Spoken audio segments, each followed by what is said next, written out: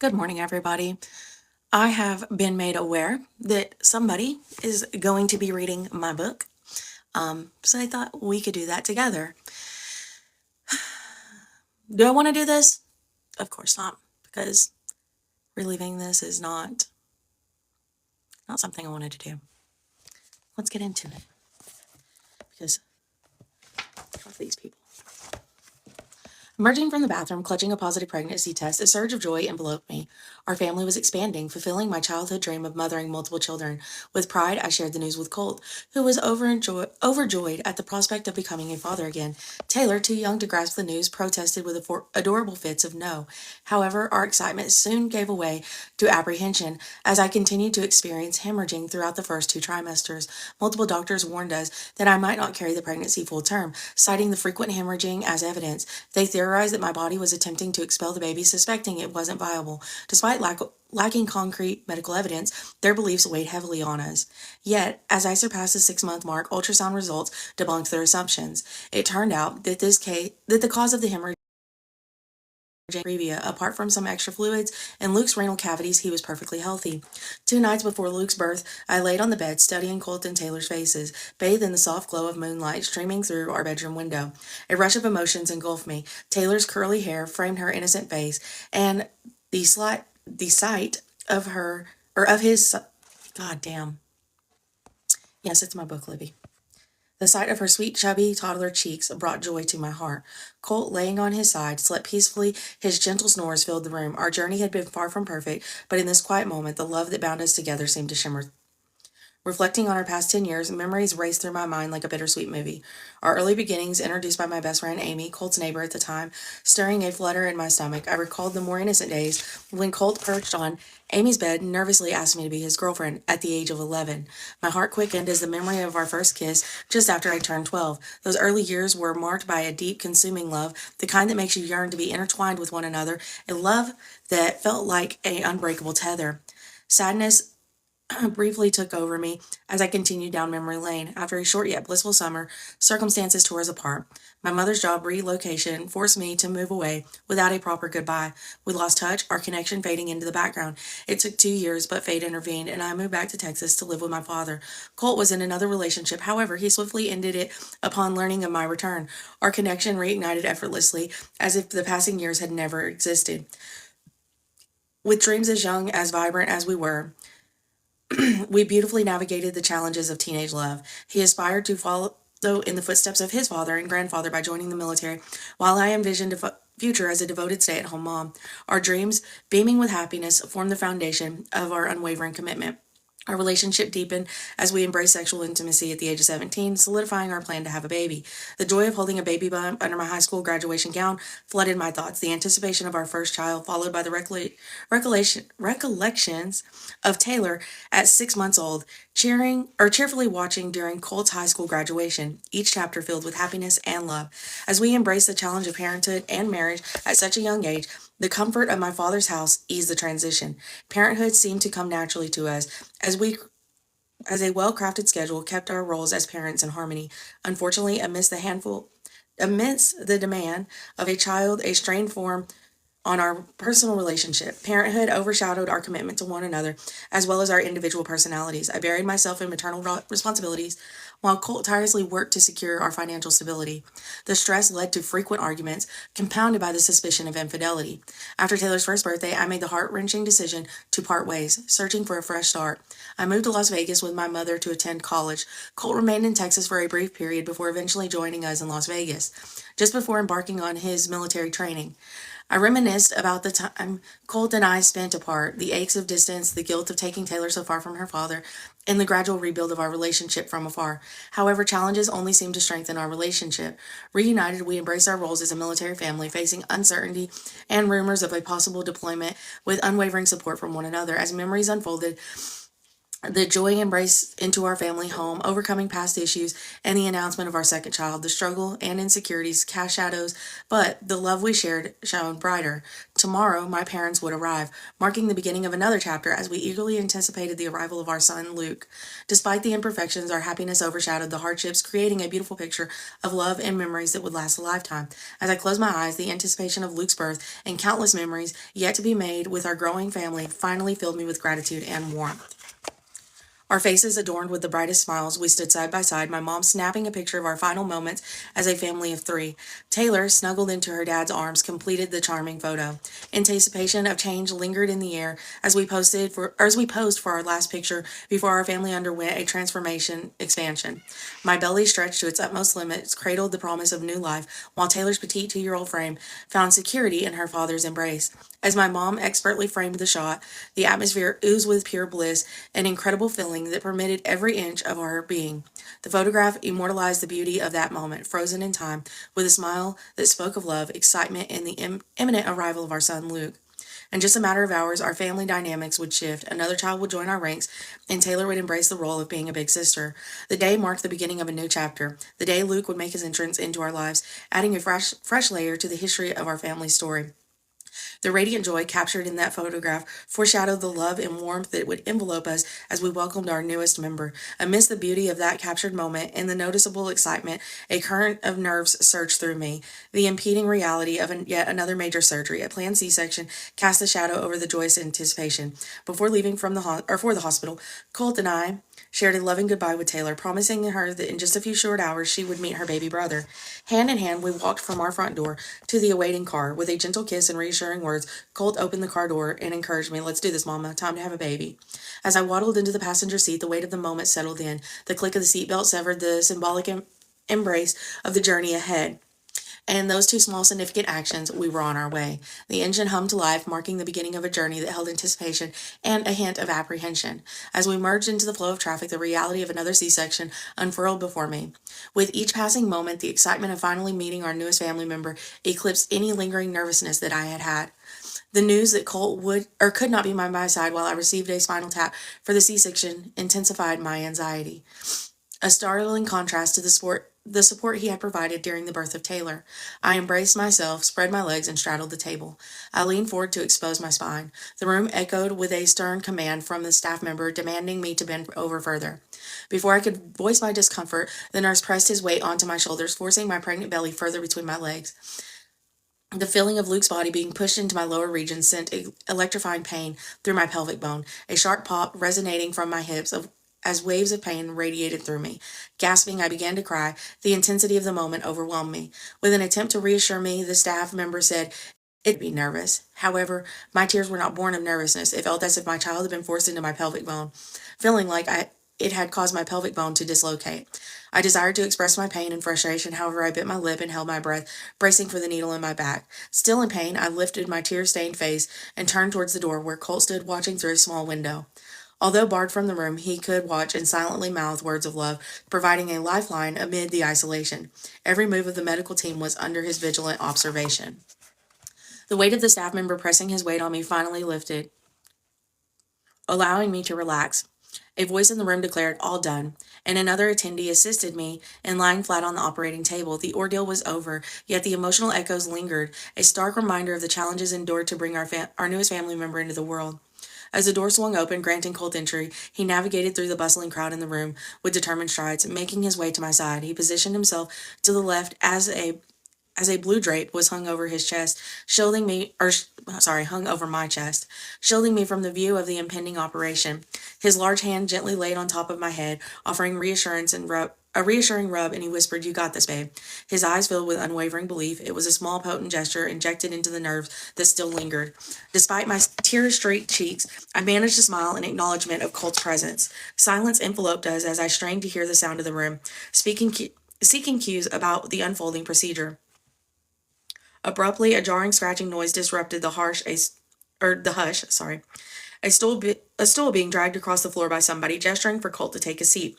They explained he needed to be seated near my head during the operation.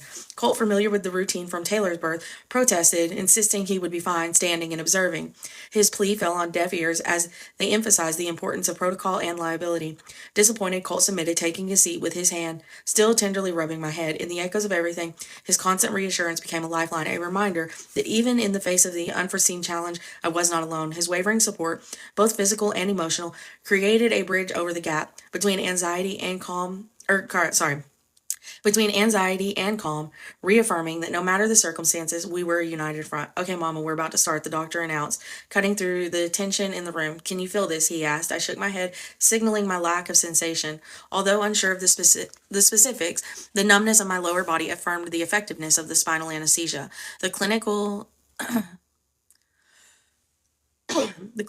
symphony of the operating tools clicking and the doctor's directives began echoing in the room. The sensation of my lower body being shifted around registered faintly by the subtle movements of my upper body on the operating table. Despite my limited physical awareness, my gaze remained fixated on Colt's face as he peeked around the blue drape from time to time. The silent communication between us transcended the barrier of the blue strap and blocked my view of what was going on. As the seconds ticked by, the transformative moments unfolded. A radiating smile illuminated Colt's face. Tears welled up in his eyes as he leaned towards me, no longer looking around the drape, whispering, "He's here."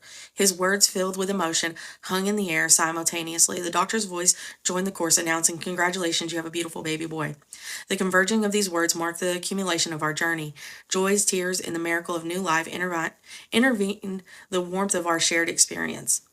A fleeting relief that enveloped me was abruptly replaced by sharp sterilization. Luke was not crying. Panic surged through me, and I demanded more than asked, "Is he okay?" The room hung in suspense before a small cry. A melody of assurance escaped Luke's tiny lungs, reassuring me that he had arrived safely. A nurse presented our son to us for the first time. An overwhelming wave of joy engulfed me. Eager to connect with Luke, I requested the nurse bring him close enough for me to kiss him on his cheek, a tradition I started with his sister Taylor. My lips pressed against the soft skin of his cheek as I drank in the essence of the newborn scent, savoring the heavenly moment. Our blissful communication, however, was momentarily interrupted as the medical staff informed me of the need to complete the stitching process and start Luke's newborn assessments before my transfer to recovery. The nurse gently shifted Luke into Colt's waiting hands, then their proximity allowing me one last glimpse. With our camera in hand, the nurse captured the moment of our first moments, freezing the happy occasion in the photograph that marked the beginning of our continued shared journey of parenthood. The arrival of Luke marked the promise of a new chapter. Instinctively, I reassured Colt, instructing him to follow Luke and update our family members, telling him I would be okay. Before parting ways, I kissed Luke's cheek one more time, professing my love to him.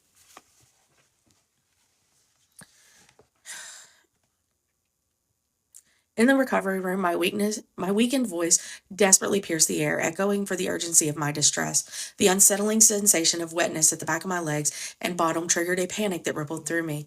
It wasn't just wet, it was a disturbing mushiness, remnants of lukewarm curdled milk. With its unsettling chunks sliding between the bed and my backside, in a frantic state, I begged for help. Each cry for a nurse a feeble attempt to cut through the silence. My fear intensified with every passing second until the blue curtain surrounding the hospital bed was violently pulled to the side. The nurse, seeming oblivious to the gravity of the situation, nonchalantly inquired, "What's up?" Weighted down by weakness and barely able to move, I managed to articulate my concern about potentially bleeding, my words hanging in the air with a sense of urgency. Disconnected from the severity of my plea, the nurse dismissed the notion, attributing it to the sensation of the epidural wearing off. Summoning the last reserve of strength and energy, frustration and laced my tone, I pleaded, "Can you please just check?" The struggle to keep my eyes open intensified, my desire to sleep conflicting with the dire situation unfolding. After lifting my blanket, the nurse's demeanor shifted from indifferent to frantic urgency as she quickly summoned another nurse, instructing them to fetch the OB. The room buzzed with tension as the realization of a potential critical situation unfolding. The urgency in her voice increased as she demanded someone get the OB, adding a layer of apprehension to the fraught atmosphere. The room around me faded in and out till it went dark. A sudden searing pain shattered my sanctuary of sleep. retching me back to consciousness. Disorientated, I scanned the room, attempting to grasp the gravity of the situation unfolding. Locking eyes with my OB, I was met with the unexpected instructions as her hands developed between my legs. Her summoned words pierced through the haze of confusion, instructing me to grab the bed rail. I have to feel inside your uterus, she apologized, acknowledging the agony that radiated through my body. Gripping the bed rails provided no solace. The pain persisted, unyielding. With a lack of dread, my OB retracted her hand, revealing a sigh that sent shockwaves through my already overwhelmed sense. Her glove stained with blood. No clots, she declared. The severity of the situation demanded immediate action. Someone get the anesthesiologist in here now, she commanded. Laying there in a state of bewildered confusion, I struggled to comprehend the surreal events unfolding around me. The removal of her blood-stained glove marked a disconcerting moment as she gestured toward my IV. We've got to get some blood from the bank, she reassured me, attempting to provide some clarity in the midst of all the chaos. Reality still a blur as I teetered on the edge of consciousness while still trying to comprehend the alarming uncertainty of everything. Abruptly, a man materialized on the opposite side of my bed, disrupting the haze of my half-awake state. I strained to stay awake and listened as he and my OB engaged in a heated debate, their voices swirling above me, detached and clinical, as if I were an invisible observer to my own ordeal. Their disagreement continued to unfold, the man advocating caution, warning again the serious and immediate danger of additional sedation that might lead to an overdose. In a stark contraction, my OB pressed for the necessity of returning me to the embrace of unconsciousness, emphasizing the immediate need of exploratory surgery. Their verbal sparring ceased only when the OB, perhaps realizing my need for acknowledgement, paused to recognize my presence in the room. Peering down at me, she delivered words heavy with implication. I need to do exploratory surgery to find out why you were bleeding. Do you consent? The unfamiliarity of the situation did not dilute the certainty that the only correct response was an affirmative one. Through the fog of medication, I consented, a silent agreement to surrender to the hands of medical expertise. She asked, in the event I found myself unable to make a decision, who did I want to make them for me? Without hesitation, my response surfaced. Clear and unclouded by the medication-induced confusion, I declared my daddy.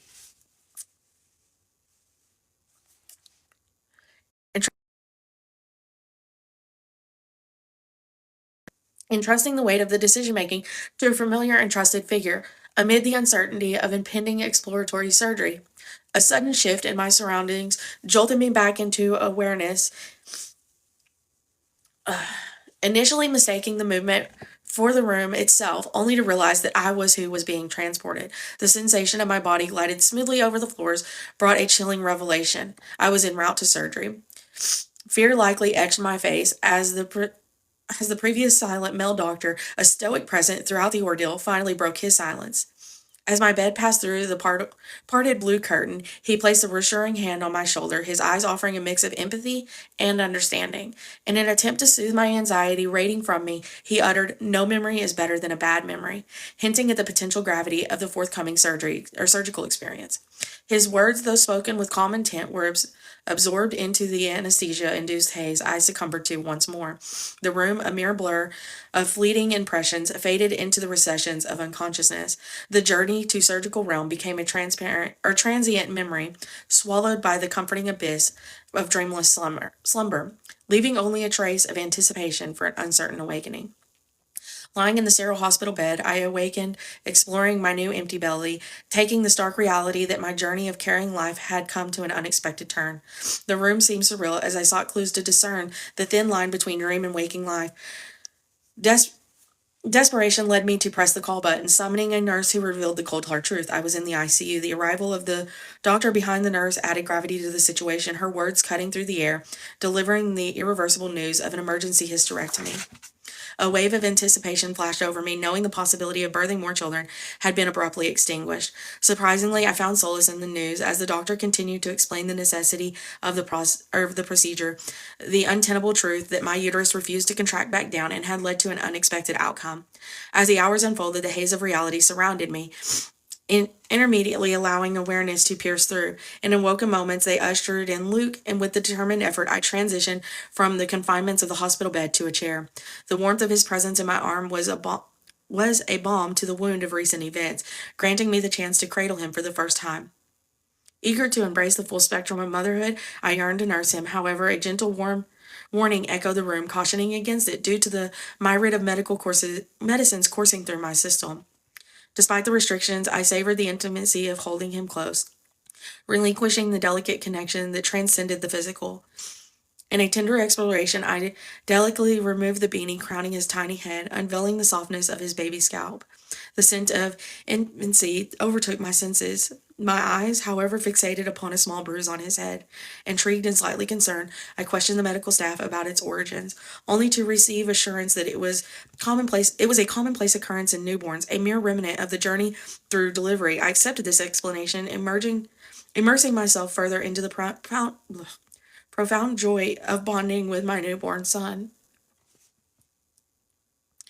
In those sacred moments, cradling him in my arms, the overwhelming sense of joy pierced my heart with hues of sheer bliss. Holding him for the first time felt like a glimpse of heaven on earth. The much-anticipated moment had finally arrived. The transition from the sterile confines of the ICU to the warmth of the newborn unit. Our family of four, beaming with happiness, finally found ourselves united in a modest hospital room. A sense of joy overcome us as we embraced the precious moments of togetherness. With Luke in our arms and our hearts bursting with love, a small space became a cocoon of celebration. The cameras clicked tirelessly, capturing snap bits of our growing family. Laughter, conversation flowed freely as we basked in the glow of newborn parenthood with the support of my parents. As the night came to an end, so did my father's visit, duty calling him back to work. Left in the comforting embrace of family, my mother remained by our side, committing to a 2-week stay. Her presence became a pillar of support, especially crucial given the unforeseen circumstances of surgery I had undergone. Grateful for her unwavering care, I embraced the unexpected challenges would guide us through the journey of setting into a new routine and aiding to my post-surgery recovery. Despite the lingering tightness in my abdomen, a constant reminder of the surgery 2 weeks prior, the call of responsibility beckoned. Luke's 2-week well baby checkup awaited. In the absence of my husband Colt, who had resumed his military duties, my mother became my steadfast ally. In the midst of preparing for the outing, she tackled the challenge of wrangling with the diaper bag, ensuring it was meticulously packed. Meanwhile, the lively task of dressing our spirited toddler Taylor turned into a playful wrestling match. I balanced the demand of getting both Luke and myself ready. The echoes of teamwork resonated in the air. The familiar routine, disrupted by the recent medical events, began to regain its rhythm. With Luke snug in my arms, the diaper bag stalked, and Taylor's exuberance captured in her attire, we headed to Luke's checkup, fortified by the camaraderie of 3 generations navigating the delicate dance of parenthood together. During Luke's checkup, I found myself questioning the whatever. I can never say that word. Of his eating habits. Despite consuming a substantial amount, a considerable portion seemed to make reappearance through episodes of vomiting. Reassuringly, the doctor noted that Luke had managed to put on a little weight, alleviating immediate concerns. With a calm demeanor, she explained that the vomiting, although noticeable, was not deemed problematic at this age. The thicker consistency of the formula compared to breast milk was likely the cause. A practical solution emerged: water down his formula during non-breastfeeding times. The doctor also introduced the idea of using Mylicon, a gas medicine, as a potential remedy. The notion of easing any discomfort for Luke's resonated, and I observed the advice with a mix of gratitude and determined to ensure his well-being. 2 days after Luke's checkup, it was time to bid farewell to my mom as she returned to Las Vegas for work. A sense of confidence covered me as we stood at the threshold of a new chapter, just the 4 of us going ahead.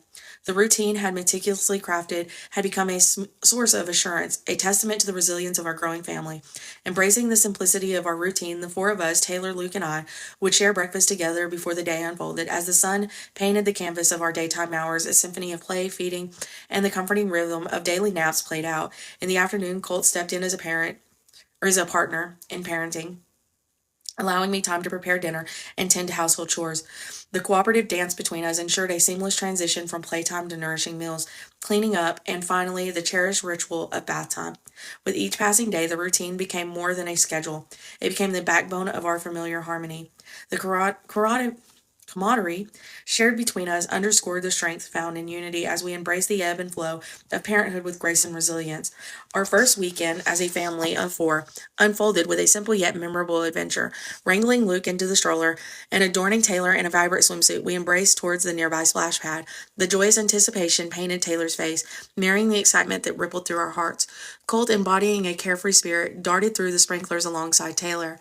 Their laughter harmonizing with the splashing water, I settled into the picnic bench, cradling Luke in my arms. Profound sense of contentment washed over me. The sounds of laughter and water play became a black backdrop to my reflections. Observing Colt and Taylor immersed in sheer joy, I marveled at the journey we had navigated, overcoming challenges to carve out this beautiful moment. Holding Luke close, I felt an overwhelming gratitude for the serenity of this weekend, a symbol of fortitude that had propelled us forward, creating a canvas of love, laughter, and shared memories. This is where it gets a little sad. Well, a lot sad. The heaviness of humidity hung in the air as I entered the military hospital ER at 10:27 p.m. Cradling Luke in a small onesie, my concern was echoed by his persistent cries and struggles to keep down his bottle. Though he had no fever, desperation led me to seek help, explaining to the ER doctor and how I had raised these worries during Luke's 2-week well baby checkup. At that time, his pediatrician dismissed my concern as normal.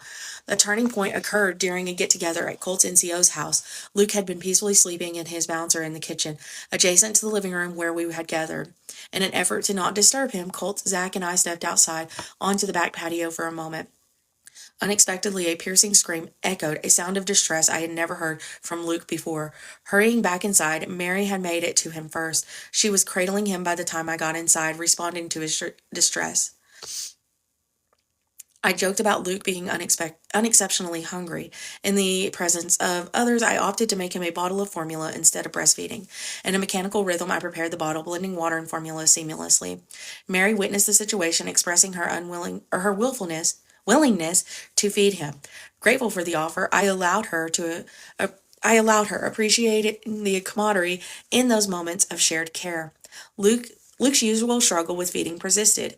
His disappointment expressed through his eyes as he sped up most of his bottle. Mary propped his head on her shoulders and aligned his tiny body with hers, soothing him with gentle back pats. As the cries subsided, she remarked on the calming effect. Expressing concern, I shared that while feeding troubles were common for Luke, his recent intense cry was not. Mary, now concerned, questioned if there could be an underlying sickness with his distress. The possibility lingered in my mind, prompting a moment of self-doubt as I pondered if I had missed signs in my exhaustion as a newborn mom. Recognizing the urgency, I knew I couldn't rely on the military hospital's unusual appointment delays. With the late hours and the lack of immediate availability, I made the decision to take Luke to the ER. Mary, displaying unwavering support, offered to care for Taylor for the night, understanding the pressing need for me to tend to Luke's well-being. Amidst the diligence of the nurses and the doctors, we swiftly found ourselves in an exam room. The doctor's diagnosis hit me like a whirlwind: failure to thrive. The term, foreign to my ears, left me grappling for comprehension. Was this their subtle way of suggesting my son with special needs? I sought clarification, attempting to grasp the doctor's simplified explanation. He foretold that Luke might not meet developmental milestones on time and would likely struggle with maintaining a healthy weight. The diagnosis did not seem to explain an ongoing issue. How did this relate to his difficulty keeping food down? The disconnect between the symptoms and the diagnosis baffled me, but I submitted to the doctor's expertise. He, after all, was the one with medical education. Absorbing the discharge instructions he provided, feed him 1 ounce at a time, burping him in between, follow up with his pediatrician, add extra water to his bottle if he didn't poop, return in if symptoms persisted. I left the hospital room, Luke cradled in my arms, the weight of uncertainty lingered. As we were released from the hospital, the late hours embraced us. The stifling humidity still lingered, but the temperature had mercifully dropped a bit. The cooler breeze, though a relief, did not help to relieve me from my bone-deep exhaustion. The lateness of the hour meant that nearly everything on the military post was closed, leaving only the convenience stores open. In light of this, Colt and I decided to venture off-post to Walmart to gather some essentials, including Pedialyte for Luke. The prospect of finally returning home, cradling into bed with Luke, and stealing a few precious moments of sleep beckoned, providing a glimmer of respite in the midst of the challenging night. The next day, Luke still struggled to keep food down. Panicked and seeking guidance, I reached out to my sister. With her background in patient care, I trusted her judgment to cut through any maternal paranoia that I may be experiencing. She was well aware of my tendency to be a bit dramatic, so I laid out the situation. Instead of dismissing my concerns, she validated them and urged me to return with Luke immediately. Her advice was clear. I needed to insist on tests to uncover what might be wrong with him. The gravity of the situation hit home when she explained that rapid dehydration could lead to kidney disease. Her words struck fear in me, picturing the potential consequences for my 25-day-old baby. The urgency of preventing any harm to Luke fueled my determination to act swiftly, and with a sense of urgency, I embarked on another trip to the hospital ER, ready to advocate for my son's well-being. Returning with a mix of determination and fear that fueled my steps. On the admission paper, I scribbled my frustration with the previous diagnosis, labeling it as bullshit diagnosis. Instead, insisting that they find out what was truly wrong with my son, punctuating my words with exclamation marks. The staff, perceptive to my distress, quickly secured a room for us.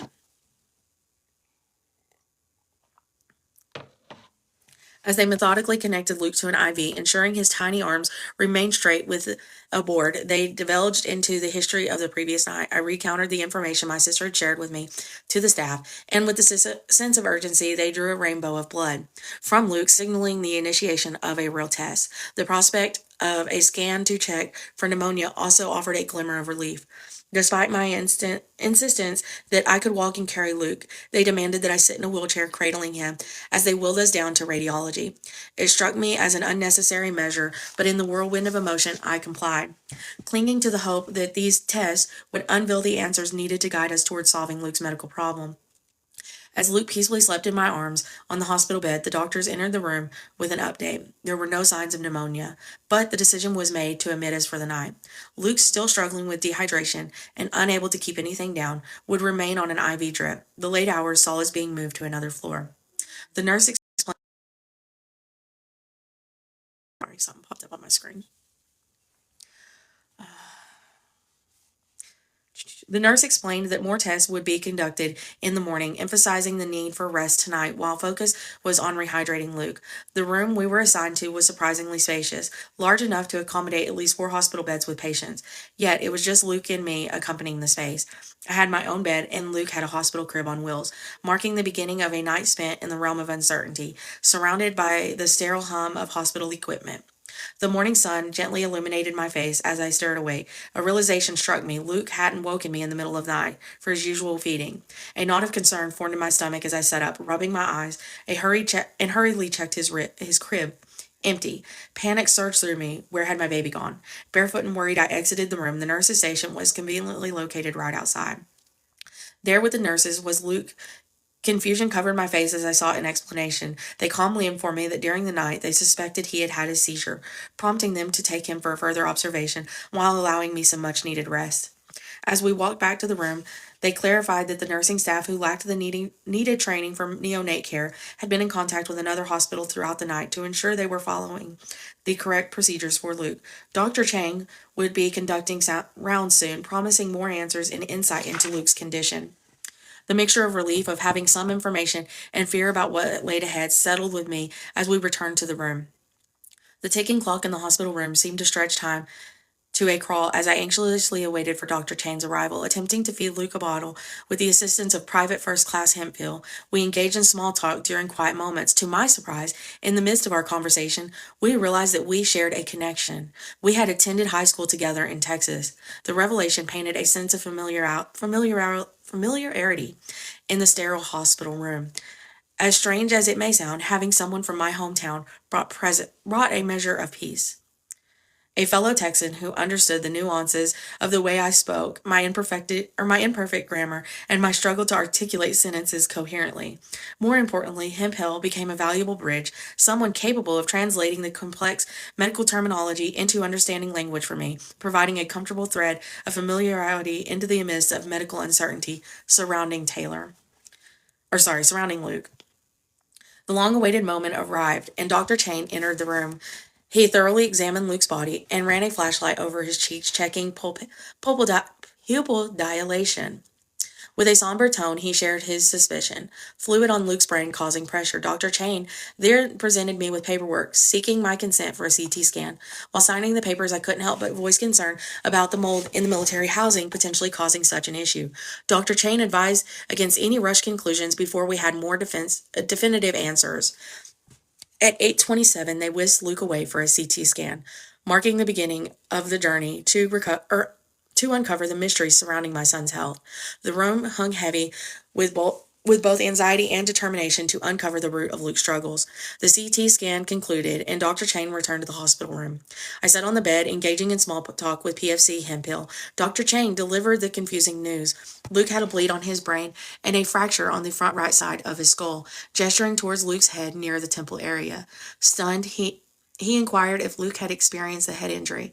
I immediately protested that I had no knowledge of any such incidents, much less one that would cause such a drastic result. The sense of urgency to unravel the mystery intensified, and I insisted on calling Luke's dad for any possible insight.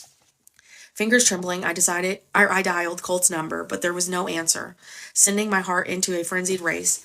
Panicked, I reached out to Colt's military company, frantically explaining the situation and urging them to locate him immediately. Within moments, my phone rang and Colt's voice came through.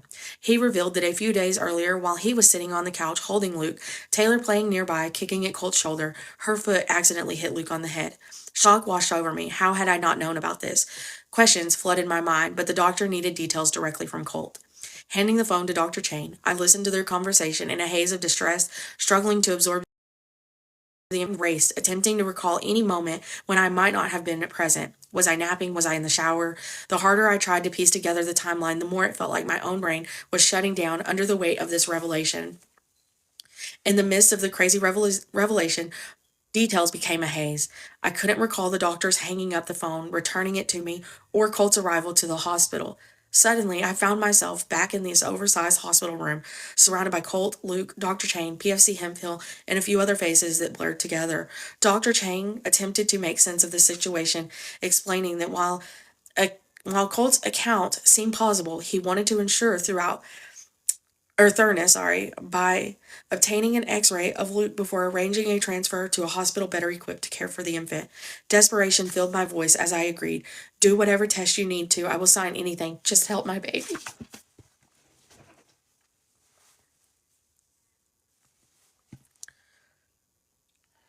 Dr. Chain informed us that Luke would be ground transported to the University Hospital in Columbia, Missouri, and again assured us that he would perform an x-ray of Luke's ribs before his departure.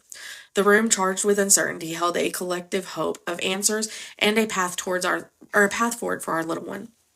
At 10:41, Luke found himself back in radiology for the third time in 24 hours, this time undergoing a left rib series scan with the goal of ruling out rib fractures.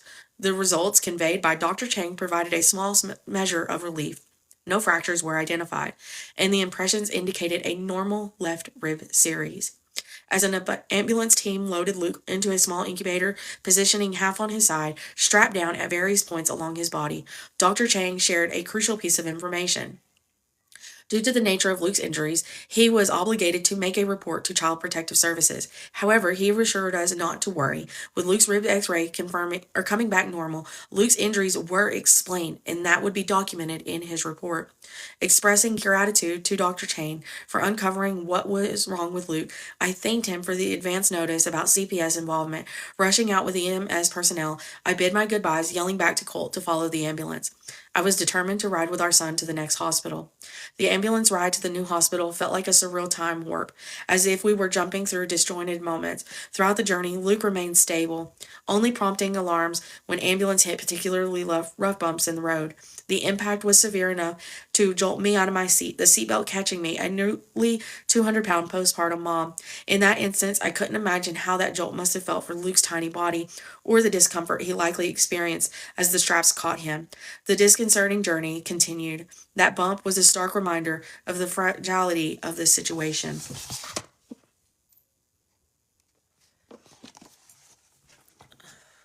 One second, I need some water.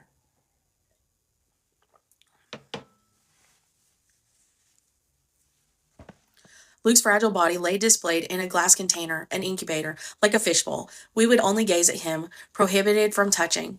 There we stood, my arms cradling Taylor, Colt and I fixated on the heart-breaking sight. Tears welled in our eyes as a team of doctors and nurses entered the room, ready to provide the details of their evaluation since Luke's arrival at the new hospital. The words they uttered felt like a cascade of molten lava, each revelation more distressing than the last. Multiple left posterior rib fractures, a skull fracture on the back of his head, retinal hemorrhaging, possible shaken baby syndrome, stroke, a list of issues spilled from their lips, each item carrying a sting. It was incomprehensible. Just a few hours earlier, at the first hospital, he had only been diagnosed with a frontal skull fracture and a brain bleed.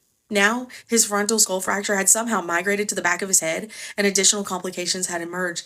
The inexplicable nature of it all hung heavy in the air, a bewildering and devastating twist to an already nightmarish situation. Amidst tears, my voice emerged, trembling with emotions. I questioned with a shaky tone how the previous hospital had ensured us his ribs were fine, only to now reveal multiple fractures. I probed for answers, demanding to understand how the other hospital could miss these issues in the initial x-ray. Desperation fueled my inquiry. How could his condition worsen? Did the bump in the ambulance contribute to his rib fracture? My barrage of questions went unanswered. The medical team stood before me, their gaze conveying a mix of pity and detachment. It felt like a child lost in a foreign land trying to understand incomprehensible language. As they exited the room one by one, leaving me in a haze of confusion, helplessness embodied me. Desperation, or deserted on an island of uncertainty, I yearned for answers that nobody would give. In the confined space between Luke's incubator and the expansive window, I found myself pacing, attempting to entertain Taylor in a hospital room. At 2.5 years old, the confines of a hospital were far from her idea of amusement. Her frustration built as she grew hungry and restless, yearning to be on her feet. My focus jumped between comforting Taylor and eavesdropping on the nurses positioned just outside the room, huddling around the monitor. Their intense scrutiny of the screen prompted one nurse to whisper, pointing at the display, "Is that another fracture on his or one of his leads?" Determined to make sense of the unfolding chaos, I moved towards them, intending to see the image for myself. I needed visual confirmation. However, before I could step through the door, a slender lady in a suit entered, holding a clipboard adorned with papers. She announced herself as a representative of the Department of Children and Family Services. Brandishing a court order signed by a judge, her purpose was clear. She was there to take custody of Taylor and to notify us. We could no longer stay in the room with Luke without supervision. 1 second.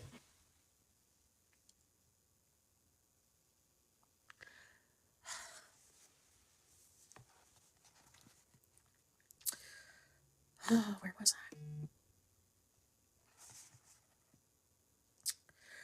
Her purpose was clear. She was there to take custody of Taylor and to notify us that we could no longer stay in the room with Luke without supervision. The weight of the situation intensified, with every twist and turn compounding my sense of despair and confusion. With Taylor still nestled on my hip, I fought back tears, determined not to upset her while grappling with the heart-wrenching task of explaining the situation, expressing my confusion, because the doctor at Fort Leonard Wood had asserted that Luke's injuries were accounted for. His new injuries must have occurred in the ambulance. The DCFS representative remained unyielding, coldly declaring that resistance would lead to security forcibly removing me and taking Taylor away. In the midst of my confusion, I struggled to comprehend why they were separating us and denying my presence with Luke, both children too young to be left alone. Would they feel abandoned? Who would comfort them whenever they cried?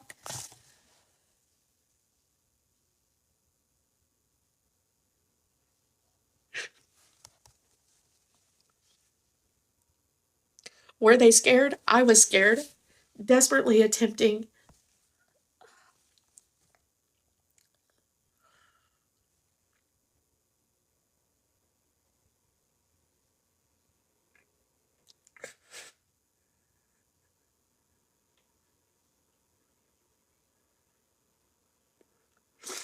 CJ, I'm doing this because Fancy said she's gonna do it. And you know what? If anybody's gonna read my fucking book to the internet, it'll be me.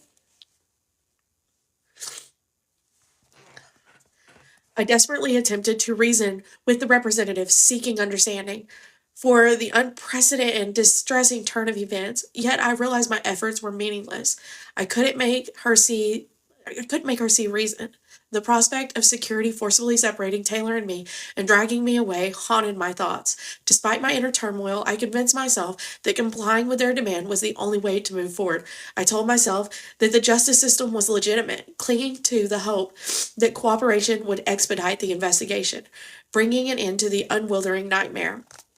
In the midst of my trembling emotions, I gently placed Taylor down and asked her to hold the lady's hand while I gathered her belongings. Determined to project strength for Taylor, I concealed the overwhelming fear that gripped me. Approaching the lady, I pleaded for a chance to bid farewell to Luke. Desperation fueled my response to walk Taylor to her car, allowing us to pass along her belongings and snacks from our own vehicle. I begged the lady, emphasizing that it would be less traumatic for Taylor if she thought that this was a cooperative process. She reluctantly agreed, cautioning that she had security in case Colt or I attempted anything.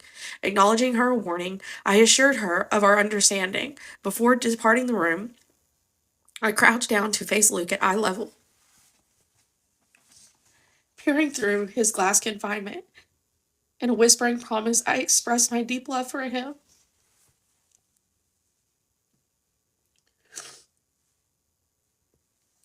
Reassuring him that I would return, affirming that he would be okay, and reminding him that of his inherited strength.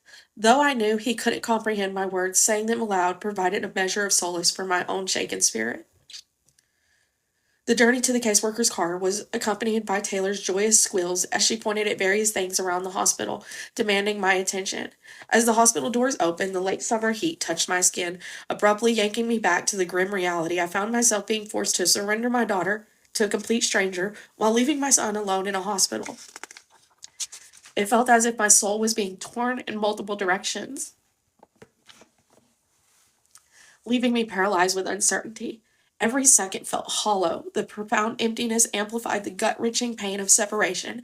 At the caseworker's car, I struggled to breathe, handing her $20 with a plea of her to buy Taylor a hot meal since she had only had snacks that day. Describing Taylor's love for Tinkerbell, I asked the caseworker to engage her in conversations about fairies, hoping that it would bring Taylor some comfort. Through tearful hugs and expression of love, I helped secure Taylor in her car seat. Fabricating a story about a temporary sleepover, I tried to shield her from the harsh reality. Lying, I promised her that she would see me again real soon. With Eskimo kisses and a bear hug, I sent her off. But her awareness of my tears prompted her to cry out, "No, Mommy, I go with you, Mommy." My heart shattered. The sensation that I would puke or pass out, or perhaps both, overcame me. As the caseworker closed Taylor's door, she got into the front seat and reversed the car. I stood there, watching her vehicle disappear down a dark, isolating parking garage. Crumpling to my knees, I wept, begging myself to awaken from what felt like an unbearable nightmare. Colt picked me up, and in a comfort embrace, he guided me through calming breaths, inhale, exhale, count to 3. As I regained composure, we made our way to the car. The ride home, usually filled with the sounds of a newborn's cries and a toddler's curiosity, was now consumed by a deafening and haunting silence, lasting 2 agonizing hours. During the days following the removal of the kids by DCFS felt like a whirlwind. I spent every available moment traveling the challenging 2-hour distance to the hospital, determined to be there for Luke. In the hospital, securing a measly 15 minutes of supervised visitation with Luke was a stroke of luck. And during hours of waiting, there were instances where I yearned to see him, only to be met with disappointment. Days unfolded with the weight of unmet hopes, my thoughts and emotions running wild during the intensive periods when I wasn't by his side, and on those emotionally charged journeys to and from the hospital. After spending a week in the hospital, Luke's release marked the transition to a foster home, where Taylor would finally be reunited with him. Before his discharge, Taylor resided in a different foster home, but the realization that this home couldn't adequately address the unique needs of Luke led to the search for alternative foster parents. Upon his release, the challenge was not only ensuring a suitable environment for Luke, but also reuniting him with Taylor in a setting equipped to meet the complexities of his situation. Colt was often absent during my visits to the hospital as a consequence of his unwavering commitment to military work obligations. A commitment I struggled to understand given our ongoing situation. Simultaneously, we faced crucial decisions of selecting an attorney to represent us in the impending court case with DCFS. We had mutually agreed that Colt would take charge of this responsibility. Striking a balance between personal commitment and the pressuring legal matters became a delicate challenge during this trying period. Choosing an attorney from an adjacent county, Colt selected an older, seasoned professional with a self-reported track record of years of courtroom experience and a notable success rate in winning cases. Despite the weight of financial commitments, Colt's confidence in the attorney's capability prompted him to pay the substantial retainer. The decision reflected a belief in securing not just legal representation, but a formidable advocate for our case against DCFS. During Luke's initial week with the new foster parents, a follow-up appointment with fresh medical professionals revealed the distressing development. He had acquired another substantial bleed on his brain. This alarming condition had not only manifested in a noticeable increase in his head, but also prompted the doctors to urgently recommend his readmission to a hospital. The discovery added another layer of complexity to an already challenging situation, underscoring the fragility of Luke's health and ongoing struggle for his well-being.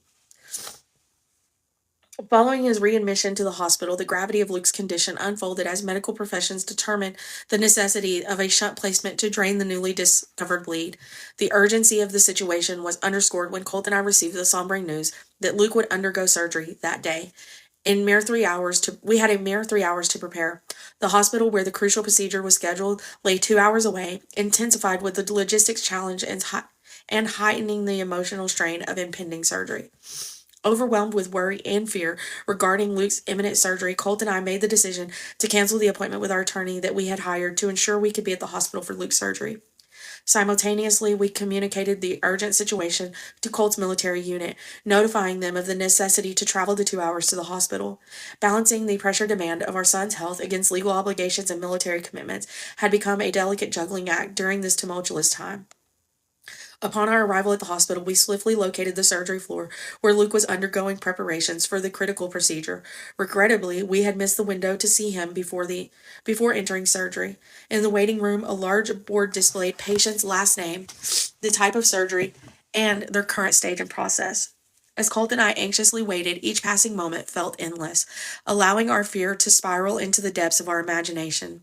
The prospect of neurosurgery at such a young age loomed as a terrifying thought, though with the absence of pre-surgery moments with Luke left us both saddened, and the fear of him facing surgery alone intensified the emotional strain lingering in the room with every passing minute. Additionally, we sought clarification regarding the fracture on Luke's right temporal bone, situated precisely where the neurosurgeon was to operate. To our surprise, the surgeon stated that he had not observed any fracture during the surgical intervention, leaving us with a mix of relief and lingering questions about what injuries Luke had, because every doctor at this point had given us a different answer. Unexpectedly, during Luke's recovery from neurosurgery, Colt and I were granted the rare opportunity to stay with him in the hospital room without supervision. Immersed in our roles as parents, we devoted the time to his side, providing the comfort and presence he needed after the procedure. Deciding to stay close, we secured a hotel room near the hospital, intending to continue our supportive visit. Our hopes, however, were dashed when we returned the next day, only to discover that Luke had been released that very morning, under the care of his foster mother. The sudden change caught us off guard, leaving us with a sense of sadness and the need to navigate the next step to ensure Luke's well-being and our continued involvement in his life as well as Taylor's. Back home, I developed deep into medical publications, embarking on a quest for answers regarding Luke's injuries. My search aimed to uncover the possibility of the ambulance ride contributing to his more severe injuries, or if Taylor's kick could have been the culprit behind the initial injuries. Immersing myself in articles of shaken baby syndrome, I shifted through the complexities of medical realm in a pursuit of understanding. Driven by an insatiable need for clarity, I inundated the attorney with multiple emails each day, presenting a barrage of questions I hoped he would address in court and bring to light. The relentless pursuit of information became a coping mechanism, attempting to unravel the intricacies surrounding Luke's situation and advocating for his best interests in the legal arena. Immersing himself in his military duties, Colt became deeply absorbed in his responsibilities. Our daily routine involved early morning and extended stays, often stretching well into the evening, leaving little room for us to engage in meaningful conversation. The demands of his military commitment ceased an absence of quality time for us to connect and communicate, adding a layer to an already strained and challenging period. With our home now void of the lively presence of our kids, both Colt and I succumbed to a profound sense of depression. Wrestling with the reality of our circumstances, we fought with the deep emotional pain and longing for our absent children. Each exchange became a constant reminder of our two altered roles, no longer full-time parents. The frustration morphed into anger for me, a resentment directed at the world for the abrupt change. In contrast, Colt withdrew, choosing silence over discussion about the emotional turmoil. Our once vibrant marriage transformed into a semblance of roommates who shared a bed, overshadowed by the absence of our children. Amidst the turmoil, we found ourselves emotionally withdrawn from each other. The impending court date, where a judge would determine the fate for Taylor and Luke, whether they would return to our care or remain wards of the state, loomed over us. The sheer emotional exhaustion from living with these complex circumstances left us incapable of redirecting any energy towards each other or nurturing a relationship. The overlapping weight of the unknown future overshadowed our ability to connect, leaving a void in our emotional connection during the time that demanded our unity the most. What's happening? I'm reading a book. More specifically, my book. The weight of a letter lingered in my hand. This is the letter Fancy's talking about. As Audrey Smith and Josh Smith stared back at me in cold print, Audrey Smith, a stranger, Josh Smith, not my husband. Yet somehow the Department of Children and Family Services had directed this missive to our doorstep. Seated beside Colt on a love seat, anticipation hung in the air, waiting for him to break the silence. He commanded, "Open it." As the words unfolded, my stomach clenched and my throat tightened. The department's findings declared our failure to provide proper supervision for Taylor and Luke, the weight of the accusations settling heavily. My voice trembled as I sought clarity, questioning the meaning of preponderance of evidence. A quick Google search revealed the discerning truth: a greater than 50% chance that the claim was deemed true. Jumping to my feet, I found myself passionately pleading our case in the living room. Is this not America? Must they not prove beyond a reasonable doubt? It was an accident. Colt's attempt at intervention was just a beat too slow. Is being insufficiently fast a crime? None of this was intentional. Frustration, disbelief fueled my words as I questioned the legality of it all. How could they disregard our legal names and misrepresent Luke's hospital date by a whole year? I stormed through the room, voicing my outrage while Colt absorbed the decision in silence. Colt's measured words cut through my emotional outburst as he made his way to the dining room table, grabbing his pack of cigarettes and with determination. "I'm stepping outside to call our attorney," he declared. "Good," I retorted, frustration still evident. "Call that dumbass. He hasn't done a damn thing for us except for drain our bank account. Maybe he'll actually do something this time." My words echoed in the tense air, but Colt ignored my anger, wore an apologetic expression. He knew I despised the attorney he had chosen. Colt dialed our attorney, relying the upcoming court date without divulging into a strategic discussion. The call ended abruptly, devoid of any mention of a game plan or addressing inconsistencies between the hospitals. It was a mere exchange of information. "We got this paper. Here's the court date." The attorney's response was casual, as if confirming a dinner conversation. "Sounds good. See you then." The lack of urgency and depth in their conversation fueled my frustration. Everything about this situation fueled my anger. The courtroom was large and uninviting, a far cry from the polished settings seen on television dramas. Wooden benches lined the space, an open corridor aisle breaking through the mundane flooring. A worn, overwaxed stand occupied by an overweight judge who resembled a gray-haired Peter Griffin from Family Guy, dominating the scene. Colt and I waited anxiously for our case to be called, enduring the agonizing passage of time as we observed the judge observed the judge consistently siding with the Department of Children and Family Services in all the preceding cases. Finally, the moment arrived. Next up, the Department of Children's Division versus Colt and Audrey Smith, the minor children Taylor and Luke Smith. We rose from our seats, walking towards the designated table for us and our attorney. On the opposite side of the Department of Children and Family Services sat another table, several representatives present compared to our modest three. The judge briefly outlined the case, reciting the docket number and relevant details before affording each party an opportunity to speak. The attorney of the state's department, notably overweight, remained seated as he expressed his concern to the judge. The guardian ad litem rose, aligning with his stance with DCFS, advocating for a family support team meeting and supporting visitations as well as reunification. In a swift resolution, the judge declared our children to remain wards of the state, instructing us to coordinate with the caseworker for visitation and family support team meeting by that afternoon.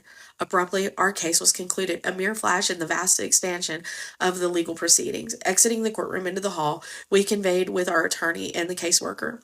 A meeting scheduled for that afternoon at their office promised a reunion with our children. Colt and I, finally granted the opportunity to see our kids, we're also encouraged to bring items in from home that we believe Taylor and Luke might want or need. Our attorney dropped the bombshell that he would not be present at our family support team meeting. I can't make it. I don't need to be there. It's standard practice. He nonchalantly conveyed. As he elaborated on the routine procedure, this will order classes, therapy sessions, a whole gamut of standard procedures. For his emotional support, a guided hand through the intricacies of a legal maze, an advocate for our rights. Wasn't that what we were paying him for? Yet, he insisted his presence wasn't necessary. Resentment shimmered within me for this attorney that I loathed, but the financial constraint left me without the luxury of firing him and hiring someone more invested in our situation. Reluctantly, I had submitted to his plan, struggling with the unsettling feeling that we were navigating this complex situation alone without the legal ally we so desperately needed. Outside, DCFS's neglected building, I gazed at the worn facade, wondering how an entity with such a dilapidated office could wield so much power. The question echoed in my mind, challenging the legality of the situation. How could they impose consequences on Colt and me for an alleged crime without due process? As I pondered these thoughts, Colt finished his cigarettes, his eyes reflecting a sadness deeper than I had ever witnessed. Turning towards me, he asked if I was ready, reaching for my hand.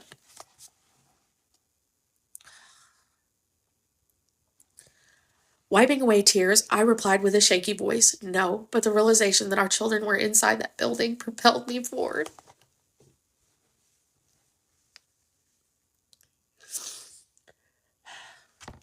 I suppressed the negative thoughts about these people, grabbed the bag I had packed from the back seat, and opened the car door. Hand in hand, we entered their domain for the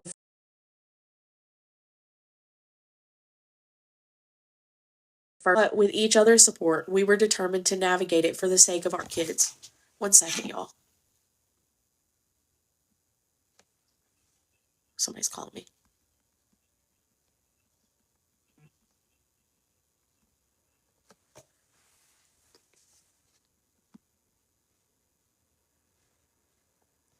It's Ashley, baby, checking in. She said, "You're breaking my heart. Are you okay?" I love you, Ashley. Okay. Hand in hand, we entered their domain for the first time, exchanging a look of mutual fear. We knew the journey ahead would be hard, but with each other's support, we were determined to navigate it for the sake of our for our kids. Side by side, Colt and I found ourselves at a colossal conference table in a windowless room, a stark setting for the weighty discussion ahead. On one side, an unspoken but evident alliance was formed with the Department of Children and Family Services caseworker, the guardian ad litem, the department's lawyer, and the foster mom. On the other side, there we sat, Colt and I. The solitary defenders of our case. The invisible line drawn between us painted a clear picture. It was them against us. Sarah, the caseworker, took a lead in the conversation. With precision, she outlined the daunting list of duties she deemed essential for us to perform in order to navigate the path towards reunification with our children. Individual therapy, marriage counseling, anger management, psychological evaluations, and participation in new parent support group were all mandatory.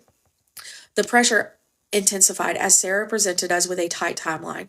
These tasks needed to be scheduled within the next 60 days and completed within the next 180.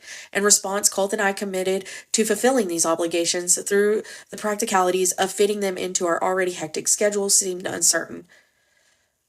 As we signed the necessary papers, our anticipation grew. We couldn't help but to interject and ask them when we would finally be able to see our kids. It had been 2 agonizing weeks since we last held them. The door swung open, and there she was.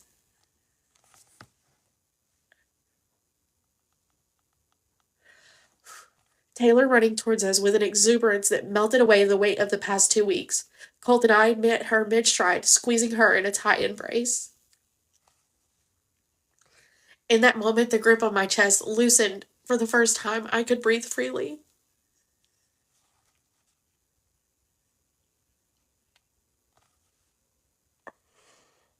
Tears streamed down our face as Colt and I locked eyes. Our chins turned inward from crying, but our lips momentarily curved with the shared smile before we both looked up, searching for Luke. The caseworker appeared, holding Luke in her arms. Colt scooped Taylor off of the ground, cradling her in his embrace, while I let go of Taylor and reached for Luke. It may not have been a perfect reunion, but in that moment, imperfections faded away. Our family stood there, the 4 of us briefly united. It felt like a perfect moment, even if only for a fleeting instant.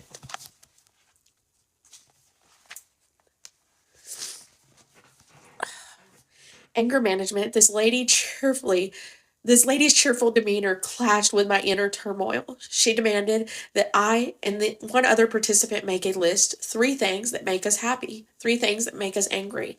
Reluctantly, I grasped the pen, my list unfolding on the small notepad. Happy, the infectious laughter of my kid, a fleeting moment of genuine joy. 2, sunsets and paintings of the sky over tranquil water, a reminder of the beauty amid the chaos. 3, the solace found in the pages of a good book, an escape from reality. Anger. Sarah, the DCFS worker, a symbol of frustration. 2, the entire DCFS system, an embodiment of broken promises and unfulfilled responsibilities. 3, life itself, the relentless stream of challenges, disappointments, and unanswered questions. As the only other lady in anger management with me finally finished her list, the leader promoted us to share our thoughts. Reluctantly, I voiced my inner struggle, feeling the weight of vulnerability. This exercise, however, was a means to an end, a step towards regaining custody of my children. In that room, I discovered the simplicity of counting to 5 slowly and taking deep breaths before responding. The leader encouraged us to redirect our minds to happy thoughts when anger brewed. It felt like a basic lesson one should learn long before adulthood, yet my only happy thought echoed a countdown to the end of this class. I couldn't shake the feeling that this elementary knowledge causing my anger to only manifest deeper. The class became a reminder of frustration, a seemingly futile attempt to manage something that fell beyond the scope of a simple breathing exercise. Anger management did not soothe my anger. If anything, it only fueled my flames of discomfort. Couples counseling. In the quiet corners of the behavioral health clinic, where the air carried the weight of our shared vulnerabilities, Colt and I bared our souls to David, our counselor, who age mirrored that of my grandfather. His understanding gaze seemed to transcend the generational gap. Thank you. And in those small, desolate rooms, we found solace in revealing the raw intricacies of our life, the story unfolded, our deepest fears, the echoes of our happiest moments, and the pivotal decisions that would shape our future. With an uncanny ability to emphasize, or at least convincingly pretend to, David became a confidant in our journey through young adulthood. We entrusted him with the narrative of our rushed passage into responsibility, navigating the complexities of a relationship marred by a shadow of infidelity. We unraveled the threads of our childhood, woven both with heartache and determination, as we aspired to provide the brighter legacy for our own children. Despite not being old enough to legally purchase alcohol, our hearts carried the weight of experience that seemed to surpass those of couples twice our age. In those sessions, the desolated room became a canvas of where we struggles, hopes, and quest for a future less burdened by the scars of our past. In the midst of our counseling sessions, the room echoed with harsh tones of arguments, as if the weight of our grievance had rendered David invisible. Tears streamed down my face, my vulnerability laid bare, as I confronted Colt about the erosion of trust in our marriage, the pain covering across my featured reflections, years of questioning, each tear a testament to the multitude of betrayals that had scarred our relationship. In desperation, I implored Colt to unravel the cause of his infidelity. What had I done to deserve such repetitive heartbreak?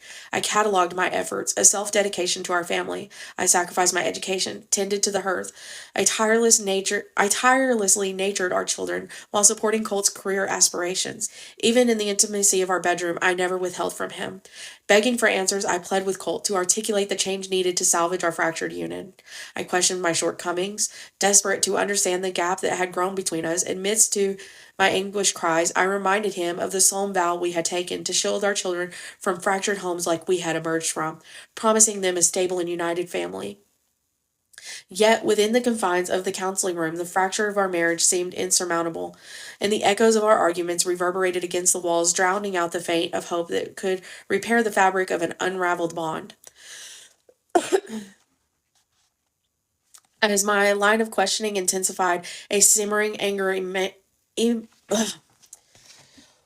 emanated from Colt, as if my words had thrust the weight of blame solely upon his shoulder. I struggled to articulate that my concerns weren't an indication of his entire being or an attempt to strip away his connections. In my earnest attempt to clarify, I emphasized that my discomfort wasn't rooted in mere friendships, but rather in the explicit suggestive conversations that tainted these connections. I harbored no resentment towards the idea of him having female friends, but the boundary between friendship and whatever had been breached. My discomfort intensified when he vented about our marriage to these friends, adding a layer of betrayal that cut deep into the fabric of our relationship. What exasperated the pain was not the existence of these relationships, but the deceit that shrouded them. His lies cast a shadow over every potential resolution, deepening the wounds of the mistrust. In the counseling room, I yearned for Colt to comprehend that my plea was not to sever connections, but to redefine the boundaries of these friendships, fostering an environment of trust and transparency that could breathe life back into a fragile framework that was our marriage. In the counseling room, a frustrated paradox unfolded, as Colt either displayed a genuine lack of expression mirrored my frustration, leaving me grasping for fresh words and innovating ways to articulate the depth of my own emotions. The urgency to bridge the gap between us intensified, a pressing need to understand before the imminent return of our children. Desperation fueled my attempts to convey the gravity of our situation, emphasizing that I sought improvement for our semblance of stability. The wounds we thought we had overcome resurfaced, neglected scars from our past we believed we had set aside before becoming parents. The counseling session, intended to be a beacon of hope, felt like a cruel joke, my pleas seemingly falling on deaf ears. The counselor, in moments of stirred conflicting emotions within me, asserted that I demanded too much, a fairy tale, he labeled it. However, the semblance of sensation emerged when he directed Colt to confront the changes necessary for our marital survival. The room, once a sanctuary of vulnerability, morphed into a battleground as our voices soared to defending heights, echoing through the thin walls and into the lobby where the silent witnesses could undoubtedly hear the implosion of our home, a turbulent symphony of unresolved rage and shattered dreams. In an unexpected moment of clarity, the surge of resolve coursed through me, dispelling the fog that obscured my thoughts. The toll of our tumultuous journey became glaringly apparent. I couldn't endure this perpetual struggle any longer. With the weight of our lost children heavy on my heart, the remnants of our once happy life clung desperately to the frail thoughts of our marriage. Exhaustion echoed the lines on my face as I gazed at Colt, our bloodshot eyes mirroring the weariness of our souls, a deep breath preceding the admission that hung heavily in the air. I wanted divorce. In that breathless moment, it felt as if the last vestige of my being that had fought for our marriage had succumbed to the relentless storm. And the weight of the world's judgment, especially the painful loss of our children, fueled a toxic dynamic between Colt and me. What had once been a united front against our external challenges now divulged in intensified strife. Our journey down this self-destructive path intensified, a relentless descent into darkness where our shared history became a weapon against each other. The cruel irony of our situation lay in the belief that if the world deemed us unfit of our children, then we were undeserving of happiness with even each other. Instead of finding solace in unity, we drifted further apart, each minor disagreement cracking the widening of an or wait, disagreement creating cracks that widened with every passing day. The cruel cycle of our relationship resembled a dance. Moments of profound love abruptly contrasted with intensified hatred. We existed in a constant state of flux, never truly anchored in stability. The very essence of our connection had transformed into a series of erratic back and forth behaviors, leaving us grasping for fragile moments of love that had once bound us together. The routine of our lives now centered around the stark, desolate walls of the behavioral health clinic. A few days each week, Colt and I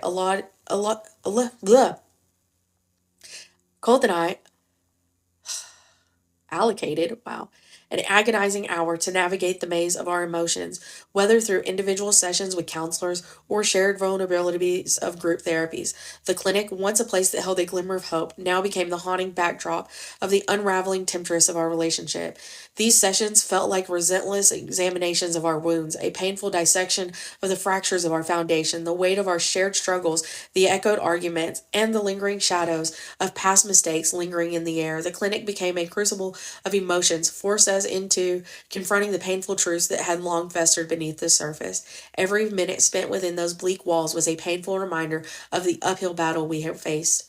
The process was not just mending our relationship, but more profoundly, about confronting the demons that haunted us individually. It was a journey through the recession of our minds, a painful task that laid bare the vulnerabilities that we had long tried to conceal.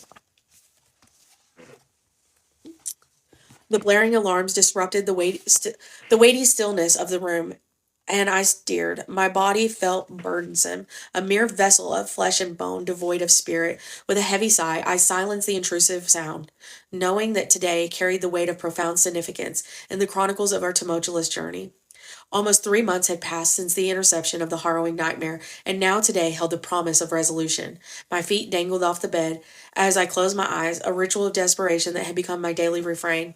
In the silent plea to a higher power, I begged with passion that bordered on desperation. Please just let my kids come home today. I implored, my words echoing in a quiet room. The judge, the arbitrary of our fate, loomed large in my thoughts as I searched for clarity. Let this judge see the inconsistencies, ensure our kids are okay. Convey to the judge that we are good people. Let this torment finally come to an end. Each word carried the weight of an entire universe of hope and fear as I yearned for a favorable resolution to this chapter of our lives. In zombie-like synchronization, Colt and I shuffled to our bathroom, facing the daily ritual of brushing our teeth. My reflection in the mirror betrayed the trail of tears that streaked down my face, while Colt, ever the anchor, wrapped one arm around my waist. As I spit toothpaste in the sink, he gently placed both palms on my cheeks, cradling my face.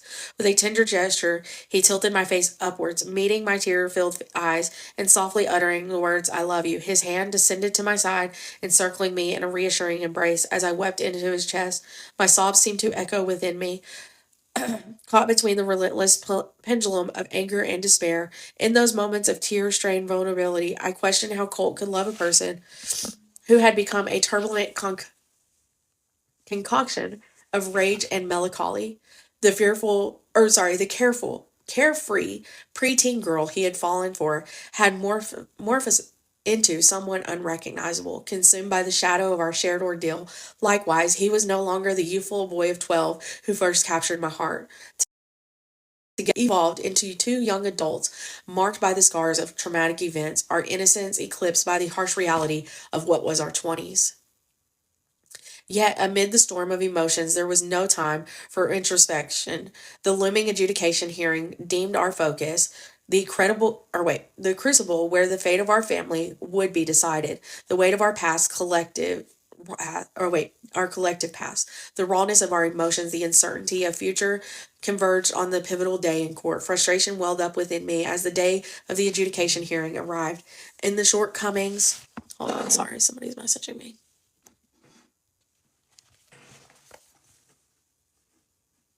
Sorry, it's my mom.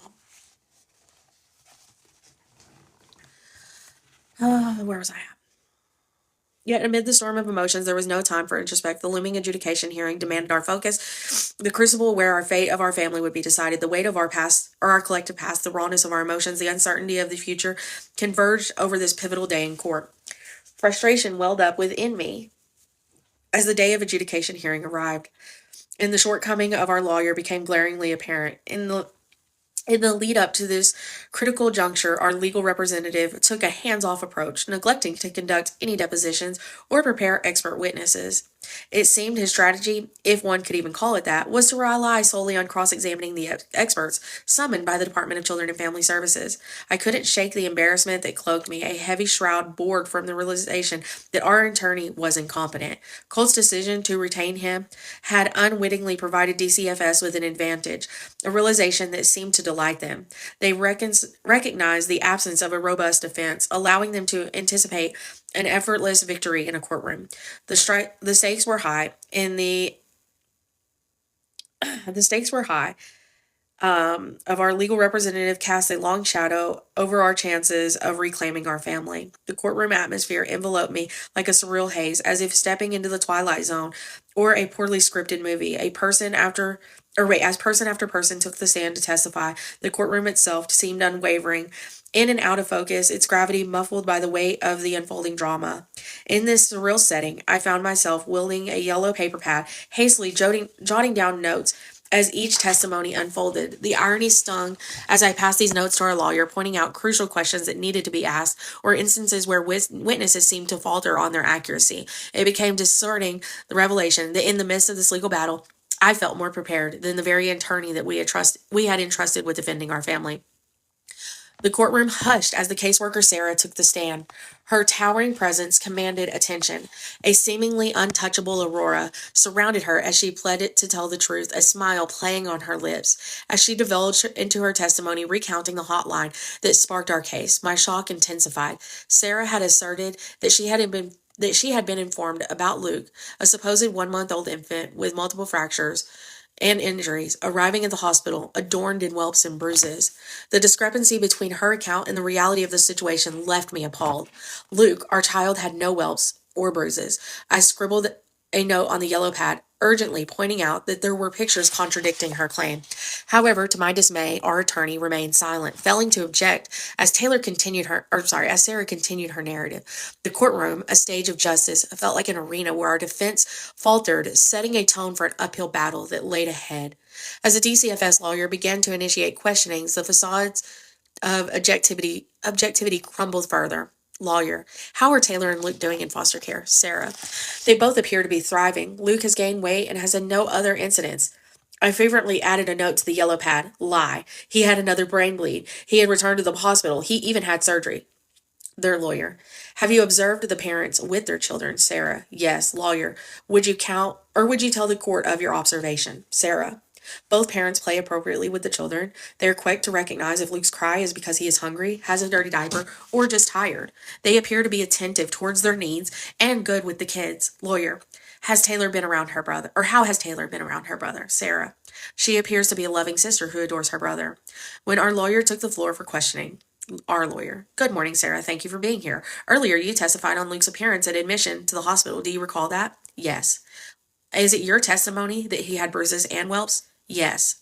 So, you saw these bruises and whelps? Sarah: well, no, it was in the hotline report. Lawyer: I would like to present this picture to the court, holding up a picture of Luke. Sarah: is this Luke? Sarah: yes, it appears to be. Lawyer: can you tell the court if you see any bruises or whelps on him? Sarah: I do not. The hotline report is automated. It's filled with information. It fills in information given off of the information. So, the attorney: so the hotline report is not always correct? DCFS lawyer loudly object. The judge and the attorneys argue including that Luke did not have any whelps or bruises, but because the hotline report was automated, the erroneous detail would remain as part of the evidence. Disgust settled in as I struggled with the realization that the truth held no weight in their eyes. The subsequent questions faded into the background noise as I was consumed by the bitter understanding that these individuals cared very little for the truth. Their focus was on maintaining control over my children as wards of the state. The courtroom atmosphere intensified as Dr. Chang, the doctor from the first hospital, took the stand. He laid out his credentials and role in Luke's care, setting the stage for a critical examination of the events leading to this courtroom drama.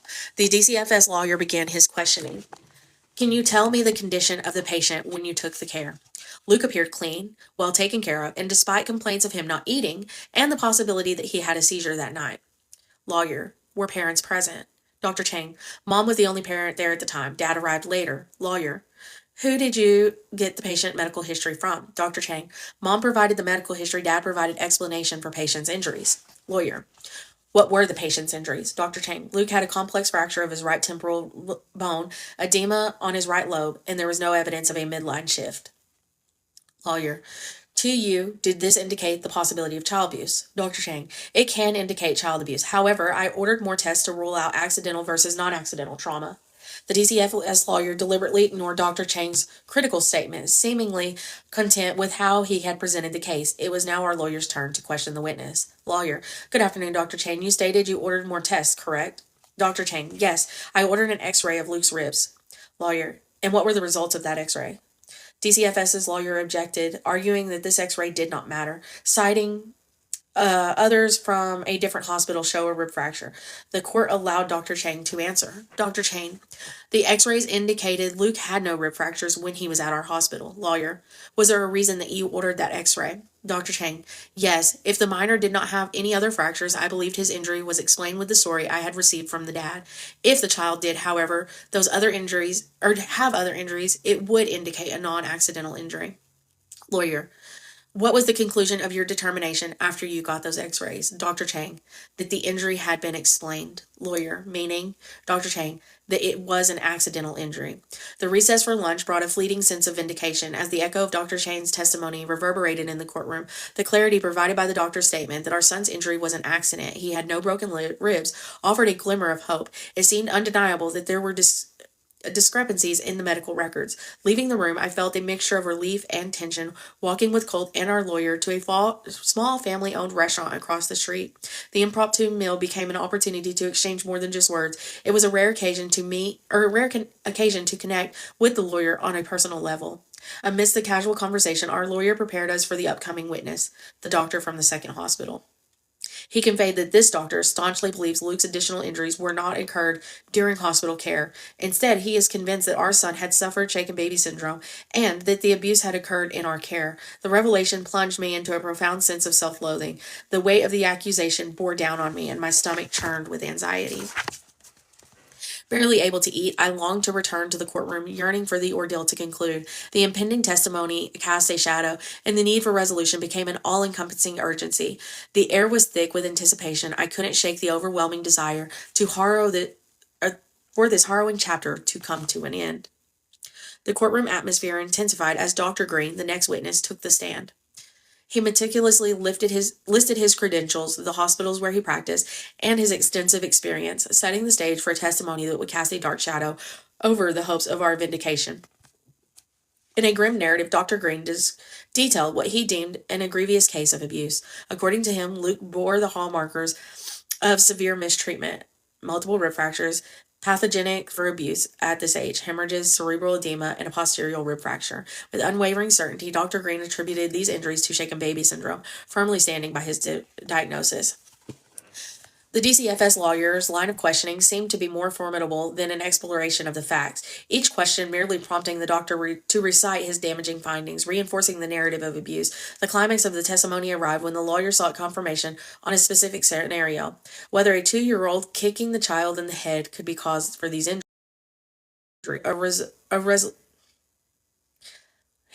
No. solidifying the prosecution's narrative and leaving us grappling with the weight of demanding medical opinion that painted us as perpetrators of harm against our own child. Dr. Green's testimony plunged me into an intense internal struggle. The weight of his words left me on the brink of tears, aching to scream out, "Thank you," and demanding explanation for the inconsistencies in the medical files. I yearned for him to explain how Luke could leave one hospital with no broken ribs only to arrive at another with fractures. The unspoken questions echoed in my mind. How could Luke have different injuries just 2 hours before entering Dr. Green's care? How did his skull fracture change positions? Frustrations coursed through my veins, my fingertips buzzing as I furiously scrawled through note after note on the yellow pad, desperate for our lawyer to address my myriad of questions racing through my mind. The need for answers consumed me, and I fixated on the belief that Luke's injuries might have been exacerbated by the bump in the ambulance. I etched the word ambulance boldly, tapping my pencil on it, in a desperate attempt to capture our lawyer's attention. Lost in my own thoughts and overwhelmed by relentless floods of inquiries, I failed to register the ongoing exchange between Dr. Green and the DCFS lawyer. The courtroom atmosphere became a blur as the weight of uncertainty and the quest for truth eclipsed everything else. As our attorney questioned Dr. Green, the courtroom hung in intense anticipation. The focus shifted to the crucial matter, and our lawyer probed the probability of such an inquiry resulting from a car wreck. Dr. Green remained unwavering in his stance, asserting that Luke's injuries could not be a consequence of a car accident, which we didn't have. I don't know why my attorney even asked that.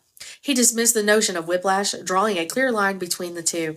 In an attempt to explain the discrepancies in Luke's medical records, Dr. Green suggested that the absence of rib fractures in the previous hospital might be attributed to the faulty equipment in a military hospital. He provided explanations for every unnoted injury, steadfast refusing to acknowledge the incident in the ambulance. As he asserted his views, I felt myself slipping further from the grasp of reality. Despite our lawyer's efforts to prepare us, the weight of Dr. Green's unwavering confidence was overbearing. Colt and I sat side by side, yet the emotional distance between us felt immeasurable. Both of us sinking into the dark holes of despair as the courtroom became a battle of conflicting narratives. Yeah, it's tragic, magic in the chaos. Because I had a doctor telling me what he said made sense. Hold on. On the witness stand, Colt and I recounted our versions of events, each of us offering our perspective to the attentive judge. Colt shared his side of the story, and then it was my turn. As I began narrating the events, the judge interrupted, divulging into the details of the ambulance ride. Those crucial moments had etched themselves into our minds.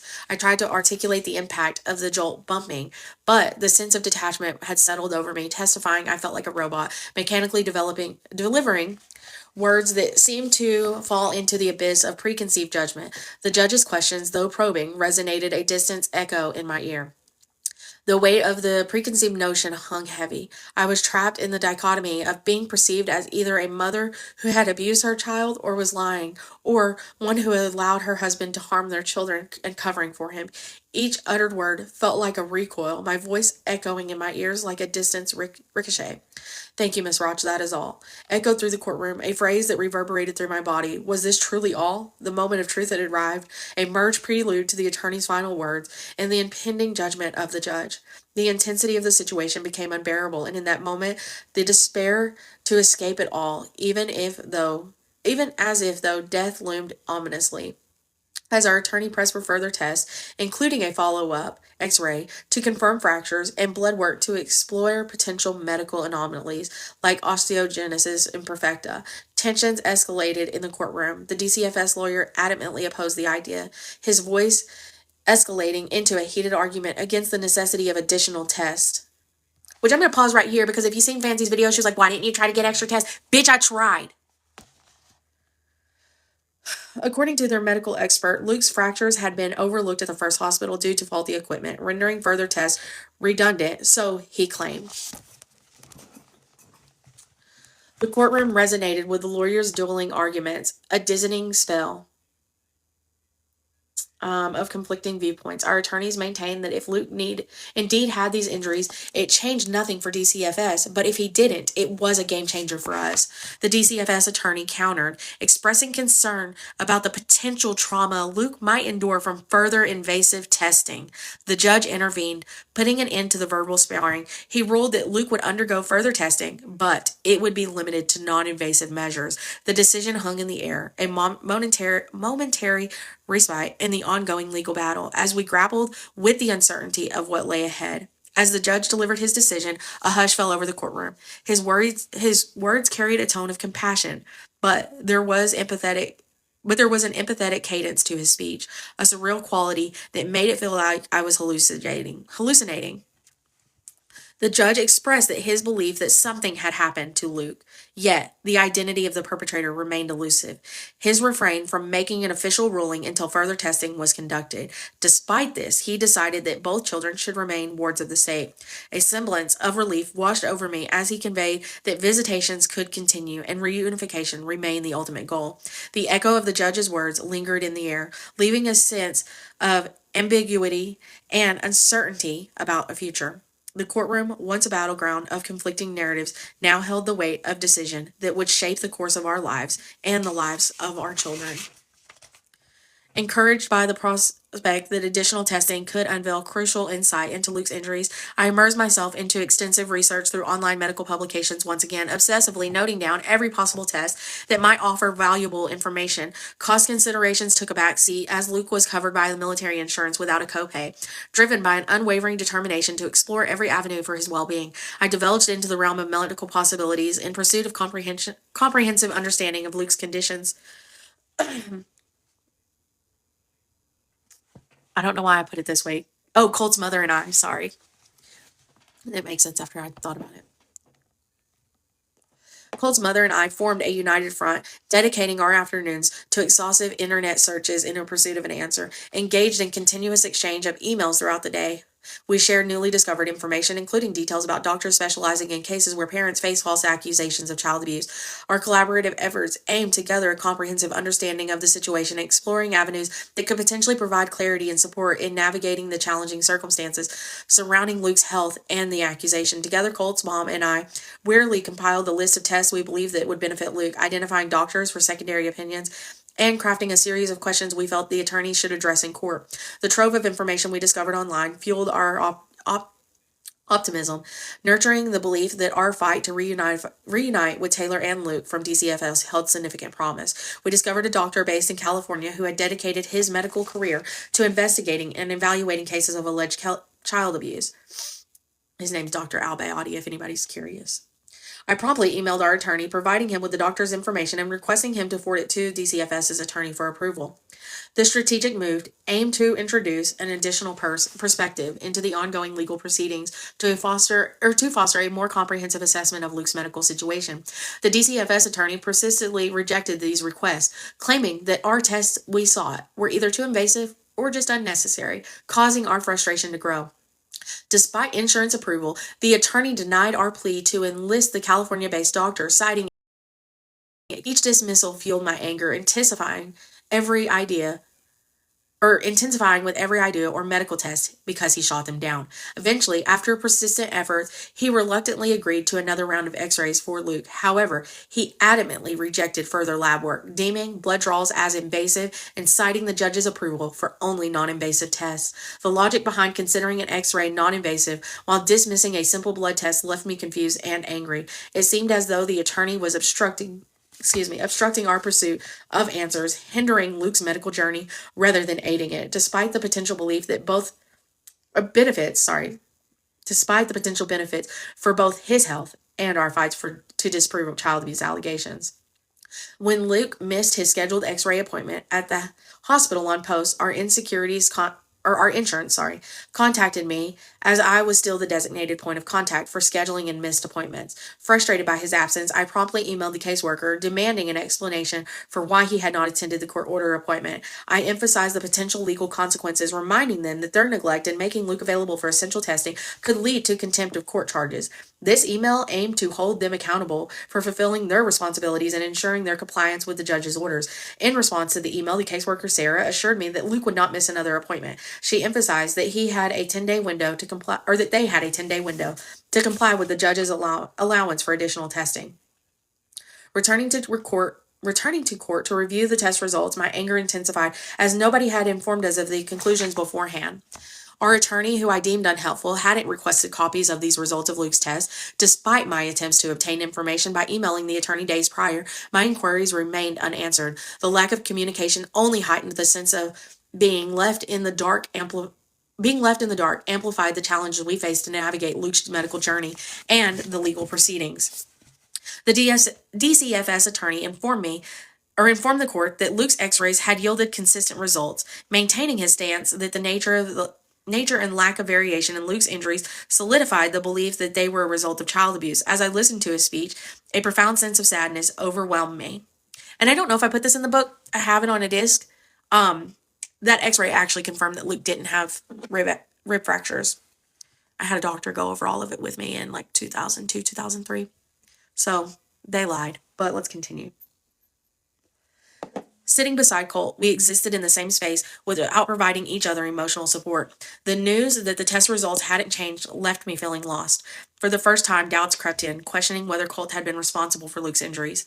I fought with the unsettling thought that my faith in my husband might be blinding me to the potential red flag, preventing me from seeing the truth as painted by DCFS. DCFS requested the judge to transition the case from the goal of reunification to the termination of parental rights. In response, the judge expressed considerable empathy towards our situation. He suggested that we continue with counseling, emphasizing its potential benefits. However, the judge's stance on whether he granted the change of goal remained unclear. His words seemed to convey a sense of agreement with both reunification and termination, simultaneously leaving the trajectory of our case open to interpretation and further complicating an already intense legal process. The only clarity from the court hearing was that they would scheduled reconvening in a little less than 6 months, a knot formed in my gut, recognizing the imposed time limit of the final decision on whether Taylor or Luke would return or not. The impending deadline heightened the pressure of uncertainty, intensifying the emotional strain situation and underscoring the urgency in navigating the complex legal process. Exiting the courtroom, Colt and I sought further clarification from our attorney, who appeared perplexed about the proceedings. He advised us to wait for court paperwork to be processed, as if it would contain a final decision. The uncertainty and confusion left my mind racing. A gut-wrenching sensation settled in. I struggled with internal doubts, questioning how our attorney, who claimed expertise in this field, could be unsure of what the outcome was. This raised broader concerns about the clarity and comprehension within the legal system, leaving parents like us struggling to grasp the implications of a court decision. On the ride home from court, with Colt, I cried quietly in the passenger seat. The sight of the sun intensified my anger. How could the day be so beautiful when my world felt so ugly? Nothing made sense. I found myself questioning reality, struggling with the surreal nature of the situation, and struggling to comprehend how such a challenging and painful ordeal could be real. A few days later, our attorney conveyed the news that the judge had denied DCFS's request to terminate parental rights. While this brought relief, I recognized the need for drastic steps. It dawned on me that as long as Colt and I presented as a united front, DCFS might persist in their pursuit of termination. I arrived at the difficult conclusion that separation might increase the likelihood of our kids being returned to one of us. The next day, I took the decisive step to apply for a second job. Overnight, I had arrived at the difficult decision that I needed to move out, to take on the fight for our kids on my own, signaling the beginning of the process to get a divorce, recognizing that both tasks would be emotionally tiring and financially demanding. I struggled internally with the notion of walking away from Colt, not just from my partner and husband, but also the first love I had. The emotional turmoil of untangling our lives and pursuing a separate path weighed heavily on me. I found myself questioning whether Colt had truly committed such a horrible act on our son, as shaken baby syndrome seemed to be the conclusion regarding Luke's injuries. It baffled me how I could have missed such a thing. Colt, who had always been careful when caring for Taylor, now seemed to be labeled as the monster who had hurt our second child. My confusion deepened as the image of an abusive father was a label I had never assigned to Colt based on our shared history. I had reached a firm decision. I would move out, fiercely fight for custody of the kids, embrace the journey of raising them as a single mom. Simultaneously, I planned to relocate as soon as I gained custody.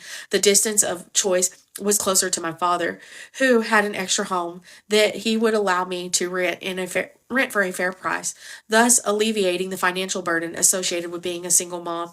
This strategic move aimed to create a more subtle environment for me and the children, while also seeking support from family during challenging transition. Quietly over the next few months, I worked towards my goal. Once I ensured I had enough saved to secure an apartment to be financially comfortable for a while, I informed Colt that I would be moving out and filing for a divorce. However, I lied to Colt and told him that my intention was solely to reunite our family once the kids were back and DCFS was no longer involved. I concealed my secret part of my plan, that I had no interest in rekindling our relationship. I kept from him the fact that due to the judge, the guardian ad litem, and DCFS implying that he was the most likely perpetrator of Luke's injuries, I intended to leave him permanently. I chose not to disclose the true reason to avoid causing more pain and further straining an already strained situation. Despite the guilt weighing on me, I still loved Colt deeply. It pained me to know that the end result I was working towards would hurt him and our children. I despised myself for this secrecy, but I was willing to take whatever steps necessary to ensure our kids were with one of their parents instead of state care. Over the weekend, Colt helped me to pack the kids' bedrooms, their toys, their clothes, my stuff, loaded into a small U-Haul trailer. I agreed that he could keep our other belongings, our bedroom set, our living room furniture, kitchen supplies, etc. It was fine. I could find everything else I needed on Craigslist or some other shady local resale site. In the meantime, I could sleep in our daughter's twin bed. She, after all, was not going to be using it. As the last items were unloaded, the sun dipped behind the horizon, casting shadows on the now empty living room. We stood facing each other, a weight of goodbyes hanging in the air. To avoid any hostility, I assured Colt that this separation was a temporary charade, a performance orchestrated to reclaim custody of our children. Suppressing the conflicting emotions within me, I allowed him to hug me. Internally, my insides recoiled. Torn between the desire to scream and smile, I yearned to pull away and declare that I never wanted to see him again, to emphasize how close I was to securing our children's return and planning to flee from him and the state. Protecting my children from harm was paramount. I was willing to do whatever it took.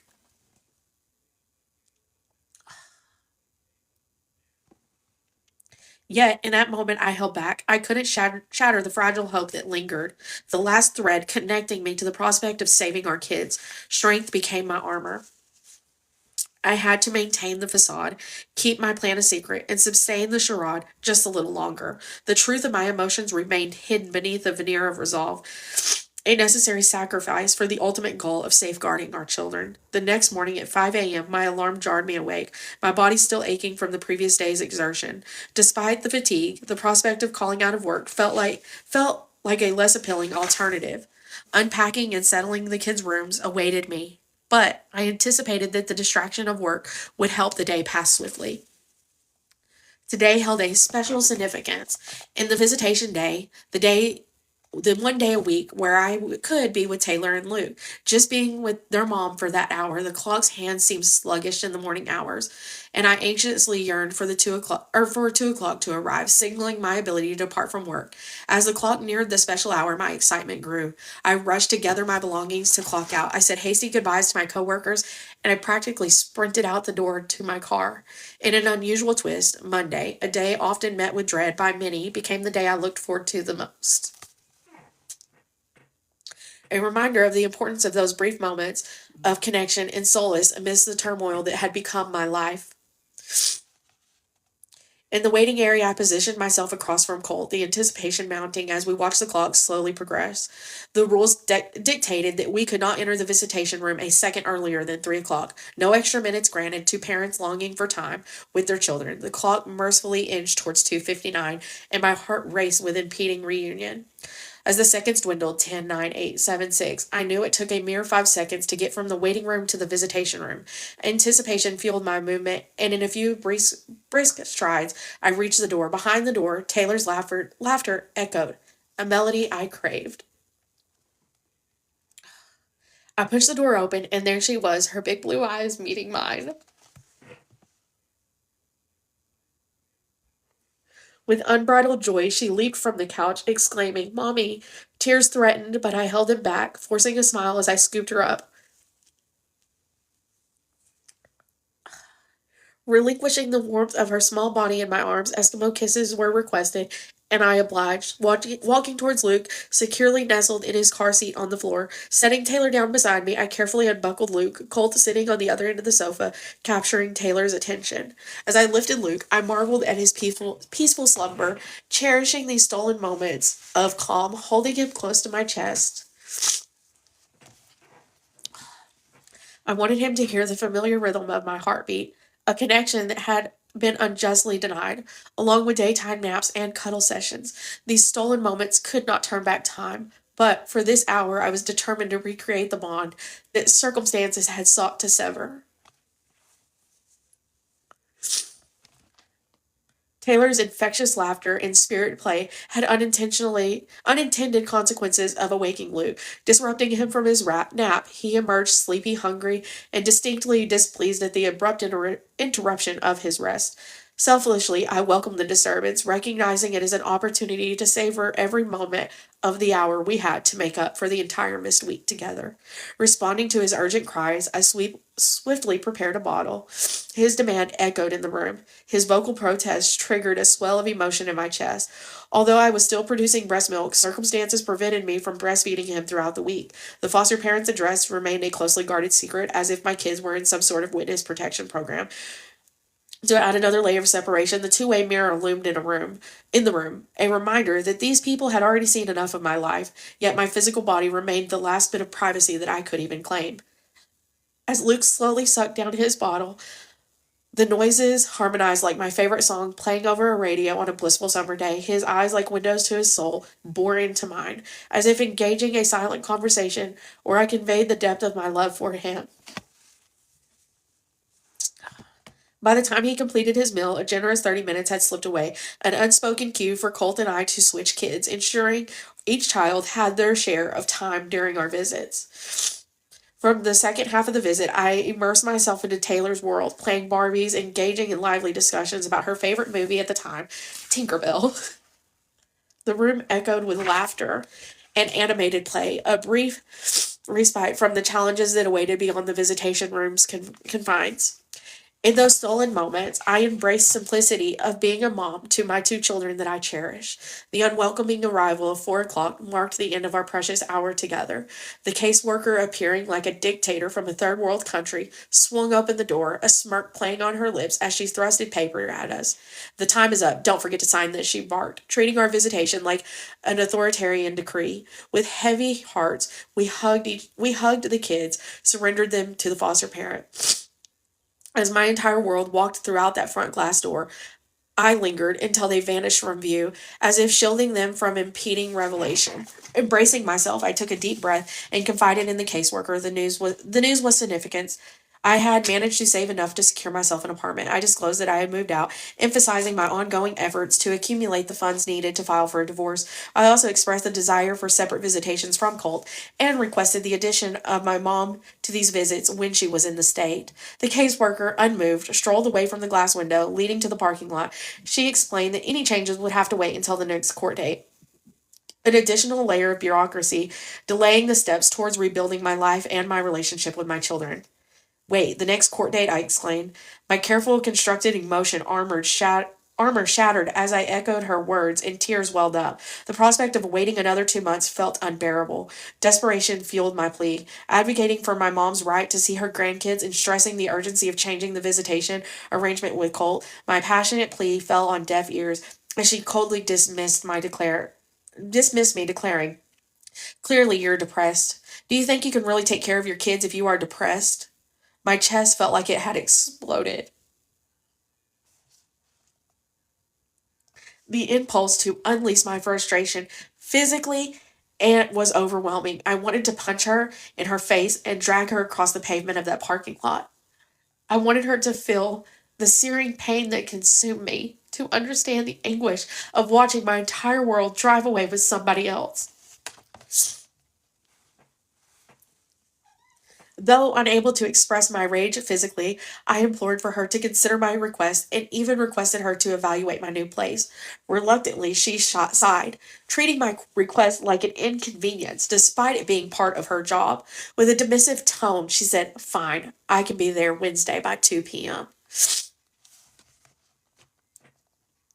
Internally, I realized this woman knew I worked until 2:30 and had physical therapy had therapy, not physical therapy, mandated by her at 3:30 every Wednesday. My frustration refusing to be defeated, I asserted that I would make it work. Despite her evident surprise, expecting an excuse rather than compliance, I decided to navigate her absurd demands as if it meant inching closer to reclaiming custody of my children. Exiting the parking lot, my next mission unfolded, a call to my daytime job to request an early departure. Speaking with Stacy, I detailed the urgent circumstances and the unexpected visitation scheduled for Wednesday. To my relief, she responded with unwavering support, assuring me that family comes first and to not let them win. Her words resonated deeply, a reminder that amidst the struggle, there were still good people.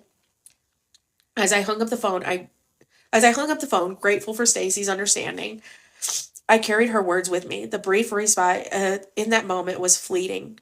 For I had another shift ahead. Rushing to my afternoon job, I headed straight to the bathroom to change into my uniform. The task at hand was to endure this shift, knowing that once it concluded, I had limited time frame to finish organizing my new place. The checklist included kitchen supplies, a couch, a TV, a bed for me, with only a day and a half to accomplish it all while juggling work commitments. And challenges continued to mount.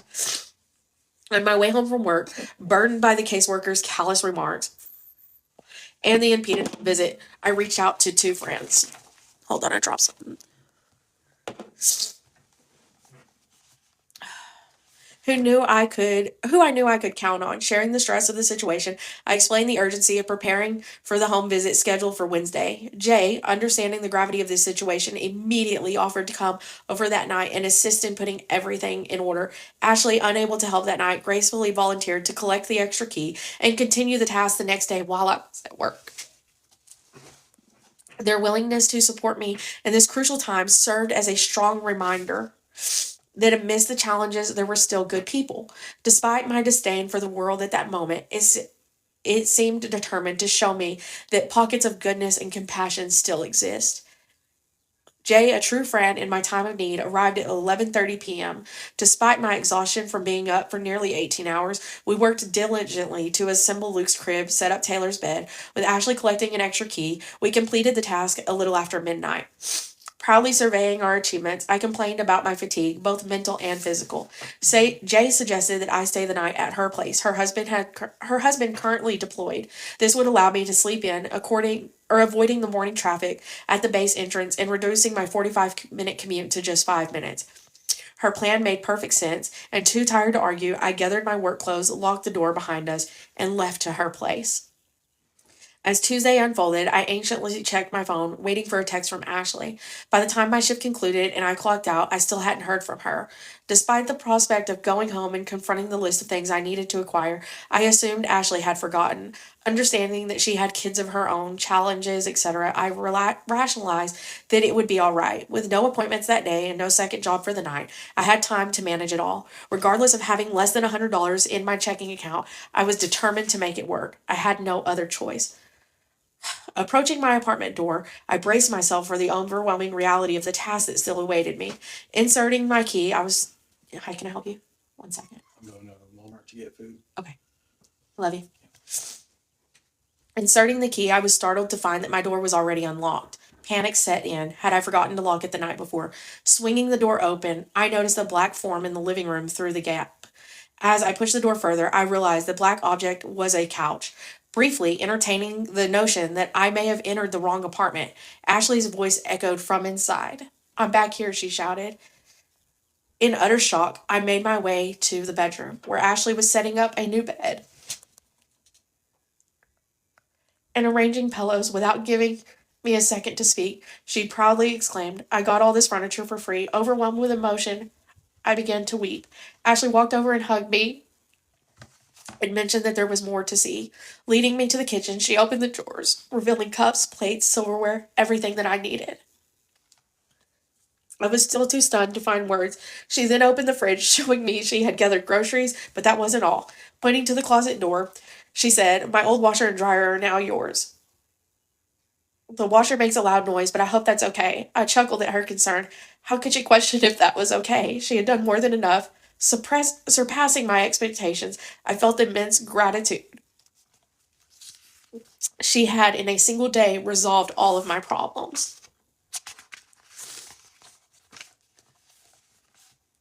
The scent of fresh pine hit me as I opened my apartment door. The caseworker, Sarah, would arrive in less than 10 minutes.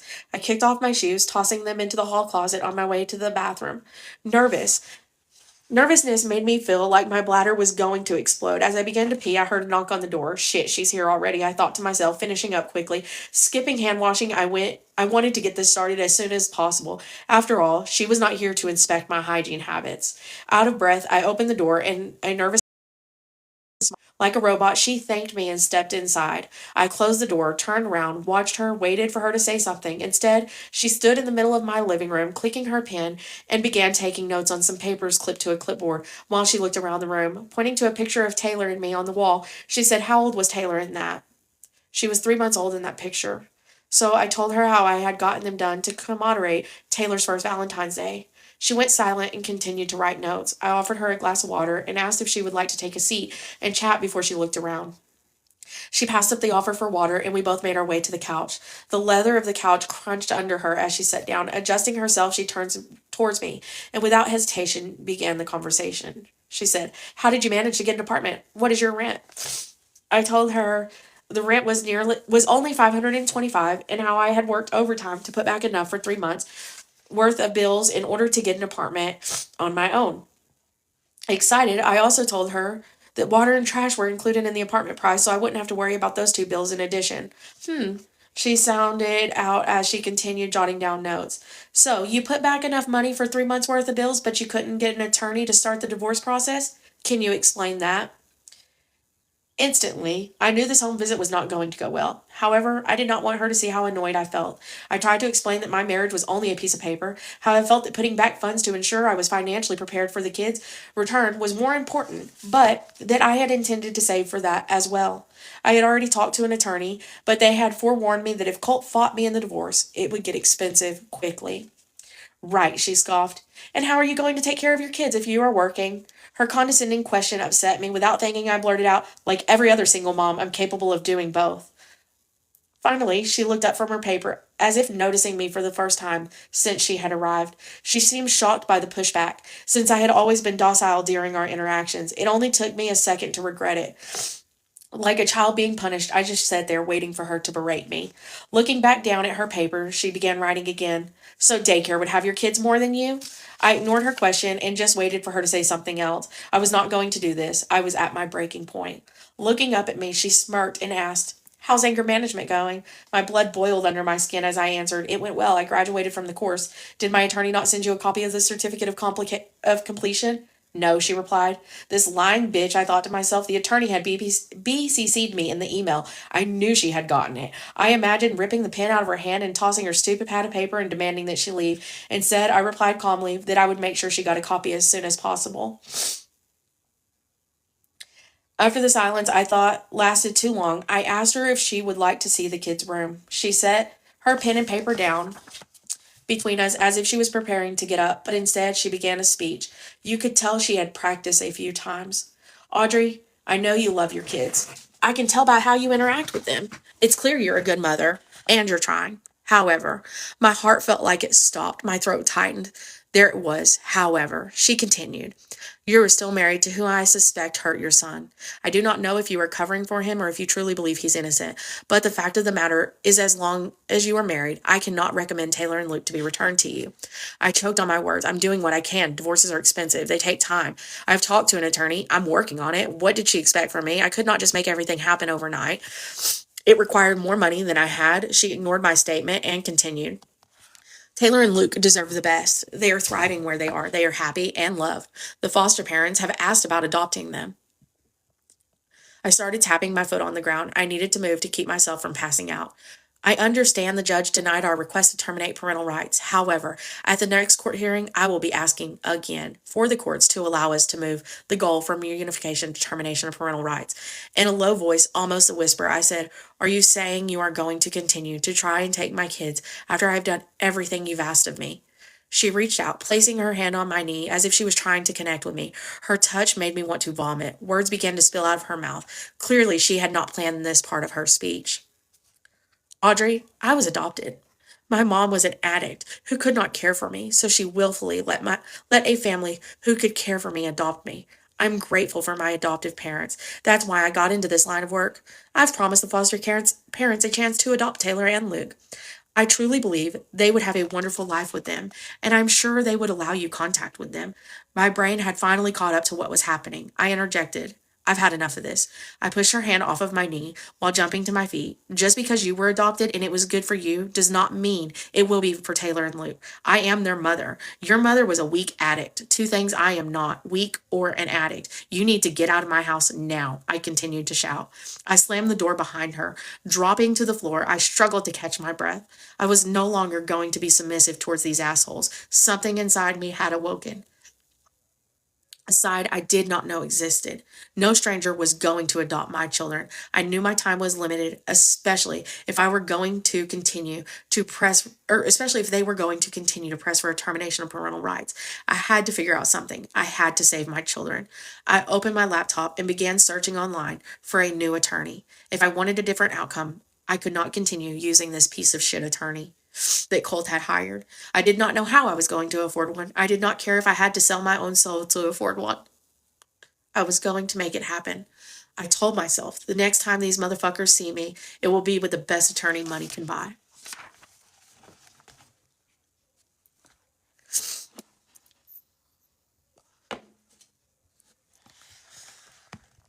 The voice, hold on, somebody keeps trying to ask me to fucking co-host with them. The voice on the other end of the line answered professionally. "Jim Thomas's law office, how may I assist you?" I hesitated for a moment, taking a deep breath before responding. "I need help with a child custody case. Can I schedule a consultation with Mr. Thomas?" The receptionist promptly arranged an appointment for the following day. I hung up on the phone, feeling a spark of hope. The battle for my children was far from over, but I was determined to face it with the best possible support. Arriving at the attorney's office, I observed the modest yet professional setting. I took a deep breath before entering. A receptionist greeted me kindly and led me to a small room. Moments later, Jim walked in, extending his hand with a smile and welcoming me to his office. An environment that radiated professionalism and dedication. The contrast of the previous attorney's office was stark, reflecting a commitment to the practice of law. We engaged in candid conversation about details of the case, addressing each concern, considering potential strategies. Jim's gaze held a steady focus, absorbing the intricate details of my tumultuous journey. As I poured out my story, he maintained his demeanor of compassion and understanding. His response carried the weight of experience, acknowledging the gravity of the situation. In that office, I felt heard, believed, supported, emotions that had been elusive throughout this legal ordeal. Jim assured me that he would methodically address each aspect of this case, striving for the best possible outcome. This encounter marked a pivotal moment where the daunting legal battle began to transform into a collaborative effort to reclaim my family. Jim's soul and demeanor suggested a complex path, yet he did not shy away from exploring alternative avenues. As he unfolded his strategy, the emotional weight of the situation intensified. The prospect of me parting ways with my current attorney that Colt had hired resonated with both hope and uncertainty. My hands trembled as I absorbed the details, realizing the gravity of the steps required for the potential turnaround. Jim outlined a secret, meticulously planned, and it involved to surprise the courtroom with the dismissal of the existing attorney, creating an opening for a more competent legal representation. A court-appointed attorney for myself. Despite the challenges, a newfound determination surged within me, fueled by a glimmer of hope that he had presented. Jim's next proposal added a layer of complexity to an already intricate situation. He expressed concerns that DCFS would not stop at trying to terminate parental rights. A potential solution involved entrusting one of my parents with guardianship through the avenue of kinship adoption, a process requiring careful navigation of legal personal elements. He would be my parents' attorney rather than mine. As he outlined the steps, a mix of reluctance and understanding permitted the room. Acknowledging my father's DUIs, Jim focused on the possibility of my mother doing a kinship adoption since her and my father were divorced. The realization that my mother would have to quit her job and relocate stirred a conflicting emotion. Yet Jim presented it as a pivotal opportunity, a Hail Mary to secure a more favorable outcome for reuniting Taylor and Luke. The gravity of this decision weighed heavily as we delved into the intricate details of the prospective legal maneuver. In that moment of deep reflection, I realized the nature of my struggle had shifted.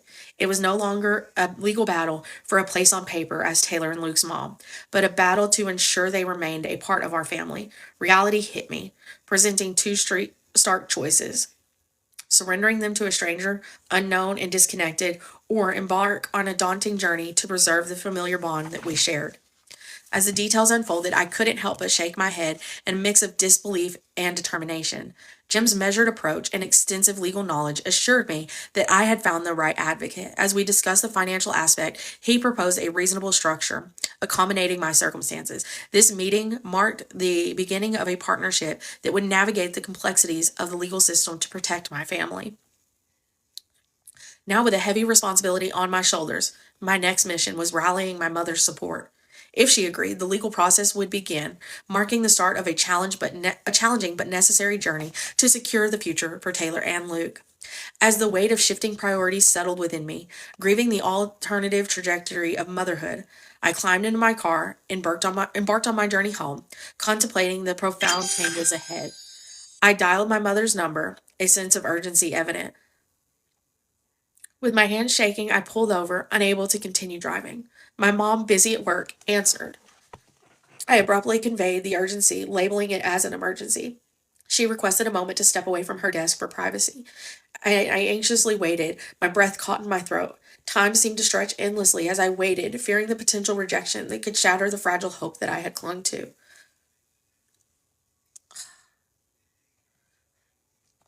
Finally, I heard the door close behind her, signaling the moment of truth. Okay, baby, what's going on? Are you okay? Are the kids okay? Why are you crying? Concern laced her every word. I poured out the details, sharing my conversation with the new attorney and the drastic steps required. The gravity of my request hung in the air as I explained that she would need to quit her job, relocate across the country, and become a foster parent to ultimately adopt Taylor and Luke.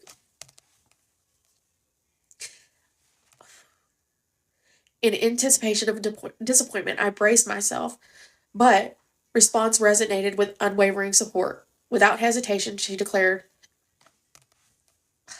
I am on board. My grandkids will not get lost in the system.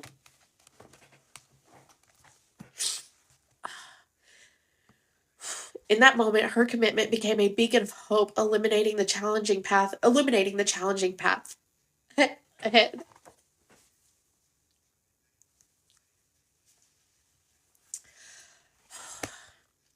Tears streamed down my face once more, but this time they were not born of despair. They were tears of hope, a glistening testimony to the newfound possibility ahead.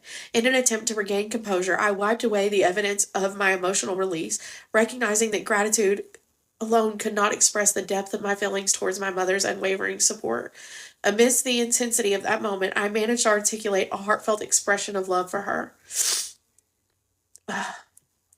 With the declaration, I better get to submit an application, signaled her proactive approach. We reluctantly went to collect myself, wiping my face once more before shifting my car into drive and rejoining the flow of traffic.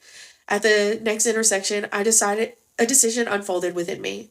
Instead of heading home, I executed a U-turn, steering towards the bank.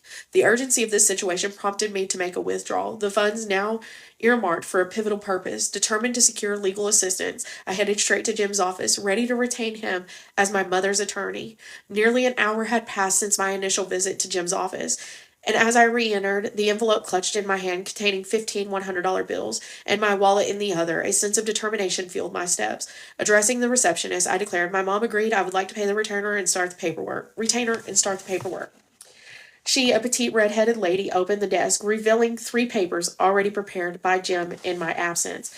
Jim had to leave for a hearing, but his receptionist assured me the documents only required my signature and a copy of my ID.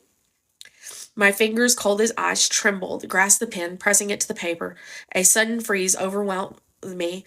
Looking up at her, I voiced a critical concern. If I sign this and they don't approve my mom, will this paper sever my rights?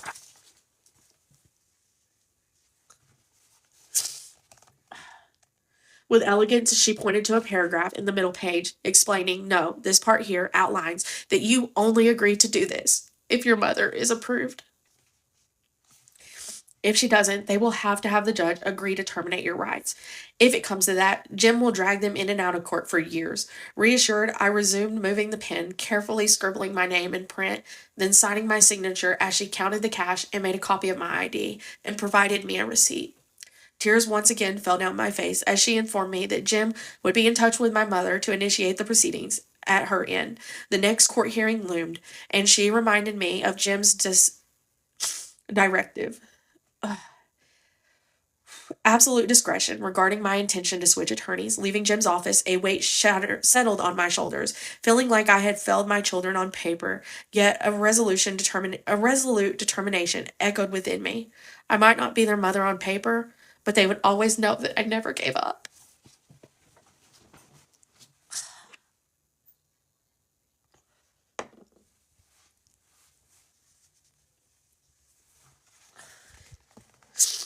Fortunately, with my mother's qualification, she swiftly secured a job closer to the kids. Landing a position in engineering with Walmart, her new job, unfortunately, was not in the same state.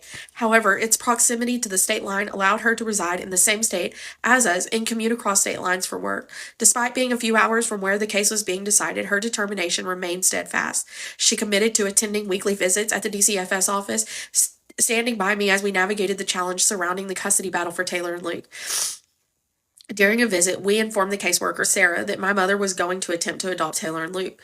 Sarah became agitated. Her agitation pissed me off. I questioned how could she be annoyed that a family member was wanting Taylor and Luke if Colt and I could not have them. Her persistence in withholding them from us and family confused and enraged me. The judge had not approved the termination of parental rights, so her defiance bothered me deeply. Spending an hour playing with Taylor and Luke alongside my mother filled my heart with happiness. Witnessing the strong bond between Taylor and my mother, a connection formed during a previous period. When I had split up with Colt and lived with her in Las Vegas, it brought a flutter of joy. The fact that their bond had remained steady and the rapid connection she formed with Luke filled me with hope. Contemplating the decision to terminate my rights for her to adopt seemed increasingly like a valuable and adequate choice, considering the love and stability she could provide for my children. As our visit concluded, Sarah hurriedly rushed the kids and I out of the room and insisted on speaking with my mother alone. Both my mother and I harbored suspicions about Sarah's intentions, and we had planned for this situation. Exchanging a reassuring look, we separated. Unbeknownst to Sarah, my mother had strategically hidden a tape recorder in her pocket to capture the conversation. This precaution stemmed from instances where Sarah had provided conflicting information, one version outside of court and another during legal proceedings.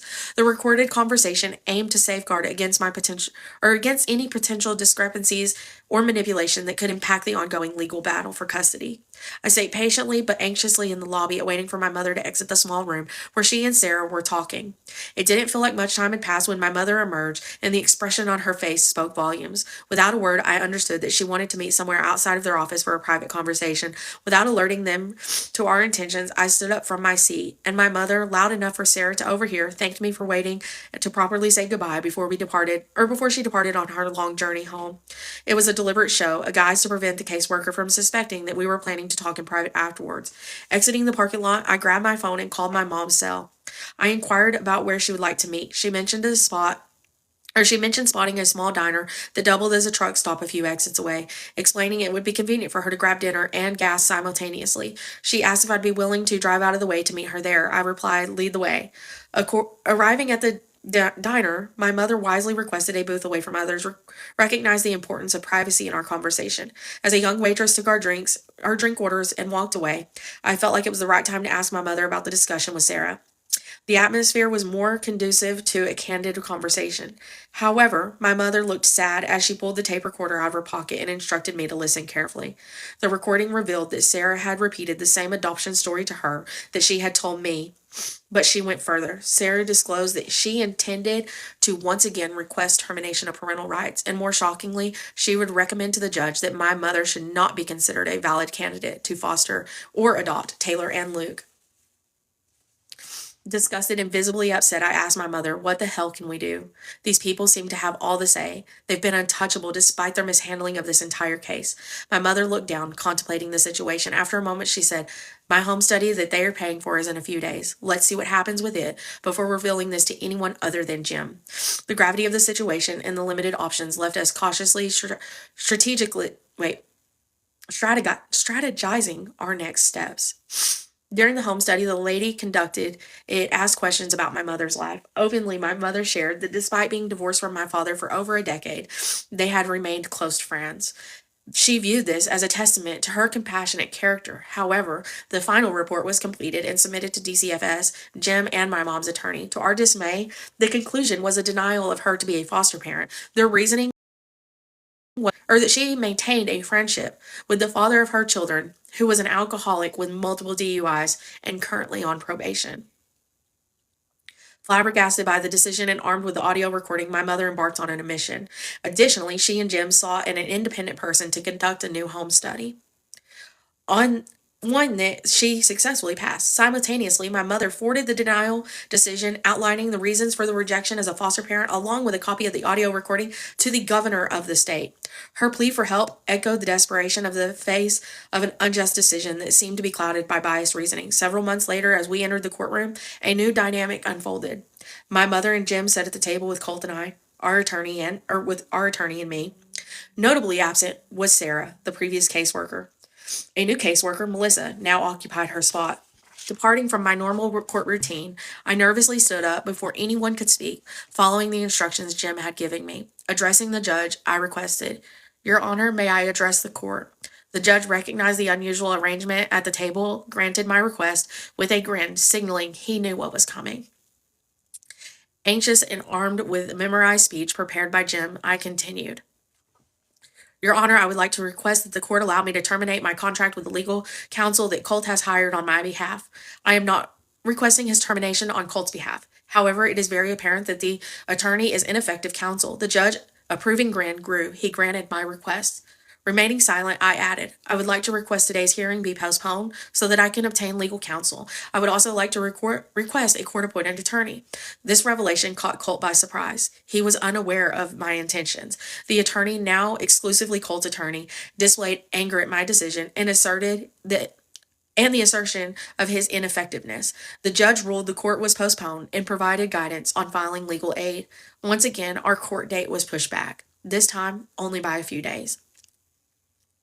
After court, Colt approached me in the hallway, seeking an explanation of what had just transpired. Despite my inner desire to tell him the truth, I chose to lie.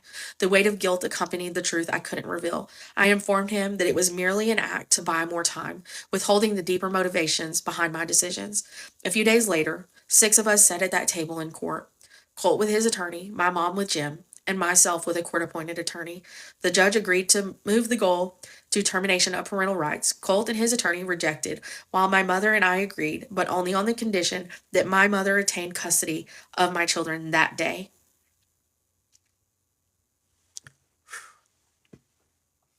The courtroom tension escalated, setting a stage for a pivotal moment of an ongoing legal battle. In court, we sat anxiously listening to DCFS argue that the home study for my mother was not favorable, expressing disagreement with her taking custody of our children. Unbeknownst to them, Jim presented an independent home study that they had commissioned. As the arguments concluded and we waited the judge's decision, Colt, caught off guard by the moves made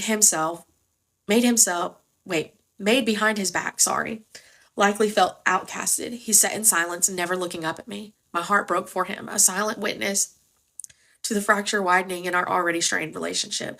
The judge expressed his discontent with DCFS, firmly denying their opposition to my mother's home study, particularly when an outside party had approved it. He sternly lectured them, not holding back on his belief that they were not being honest. In a final ruling, he declared that within 1 week, Taylor and Luke were to be picked up by my mother from their foster home and relocated to her residence. In this time frame, she would officially become their foster parent, marking the end of our visits with the children at DCFS. He would allow us to travel to my mother's and visit over the weekend as long as she supervised. He stated that depending on how everything went, he would consider my mother's request to officially adopt Taylor and Luke. The courtroom tension lifted as a glimmer of hope emerged.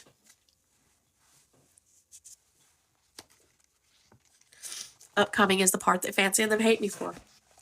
2 days before Taylor's 4th birthday, a mix of emotions overwhelmed me as my mom and I retrieved the kids from their foster parents' home. The anticipation of reuniting with family filled my heart with joy, but it was tempered by a somber realization. I couldn't help but to feel a sense of sadness for the foster family.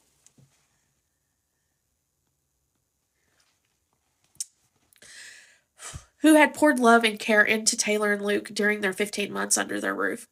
The foster mother, in particularly, had exceptional caregiving, and I knew her affection for the kids ran deep. Gratitude welled up within me for the incredible job she had done in our absence.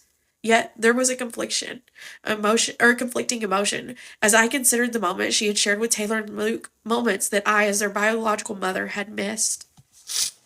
I couldn't shake the jealousy that the foster mother had been there for Luke's first Christmas, Taylor's first Christmas as a sister. While I appreciated her efforts, I couldn't help but yearn for those irreplaceable experiences that were now part of her memory instead of my own. The gratitude and envy formed on a complex mixture of emotions as we embraced the kids, grateful for their return, yet mindful of the moments we would never reclaim.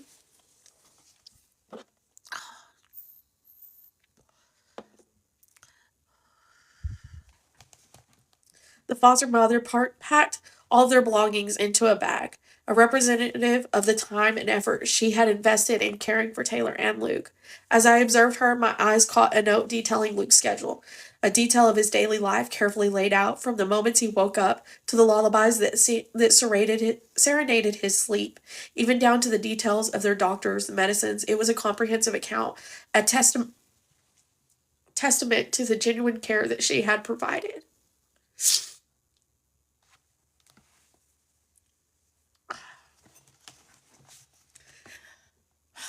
When the moment of farewell arrived, I witnessed the foster mom embracing Taylor and Luke, a bittersweet hug that spoke volumes. In that embrace, I sensed her profound connection to the children she had nurtured and loved. The weight of her emotions hung in the air. An odd sense of guilt settled within me. I had empathy for her, knowing the heartache of letting go.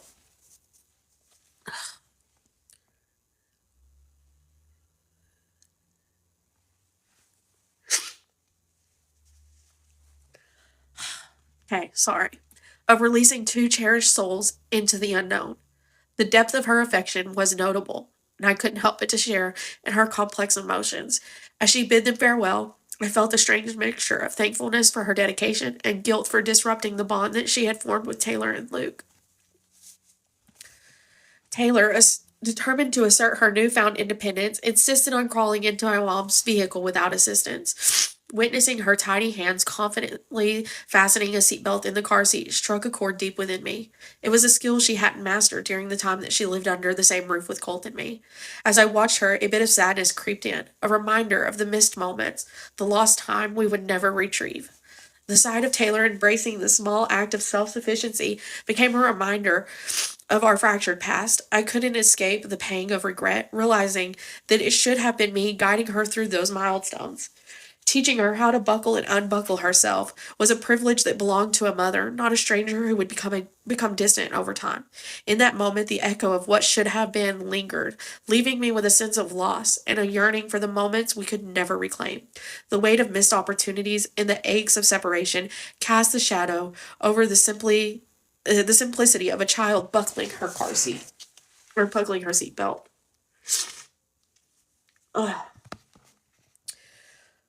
With a practiced touch, I secured Luke into his car seat, my fingers navigating the familiar straps to ensure his safety. The routine act, seemingly simple, carried an emotional weight that reverberated through my heart. Over a year had passed since I had had the privilege of placing my own children into their car seats, and the fear of forgetting how to perform such a routine task lingered in my mind. As I adjusted the straps, my gaze met Luke's, and a warm smile adorned his face. His smile big and beautiful, his eyes mirrored a sense of trust and connection, a silent acknowledgement of the bond that we shared. In that moment, the act of buckling him transcended its mechanical nature, and it became a symbol of reunion, a reminder of the time lost and the yearning of a familiar routine of motherhood. The simplicity of the task contrasted sharply with the complexity of emotions swirling within me. Luke's gaze held a mixture of innocence and recognition. I couldn't help but marvel at the resilience of our connection. Each click of the seatbelt echoed with a sense of homecoming, a small victory in the journey to rebuild what had been temporarily lost. The exchange of smiles between the four of us carried the weight of the year's worth separation. As we pulled out of the foster parents' driveway, a new wave of worry engulfed me. While Taylor recognized me and my mom, Luke had been deprived of this crucial first year of bonding as he should have with his mother and grandmother. The nagging fear gripped my heart, envisioning his tiny heart yearning for the maternal connection he had built with the foster mom.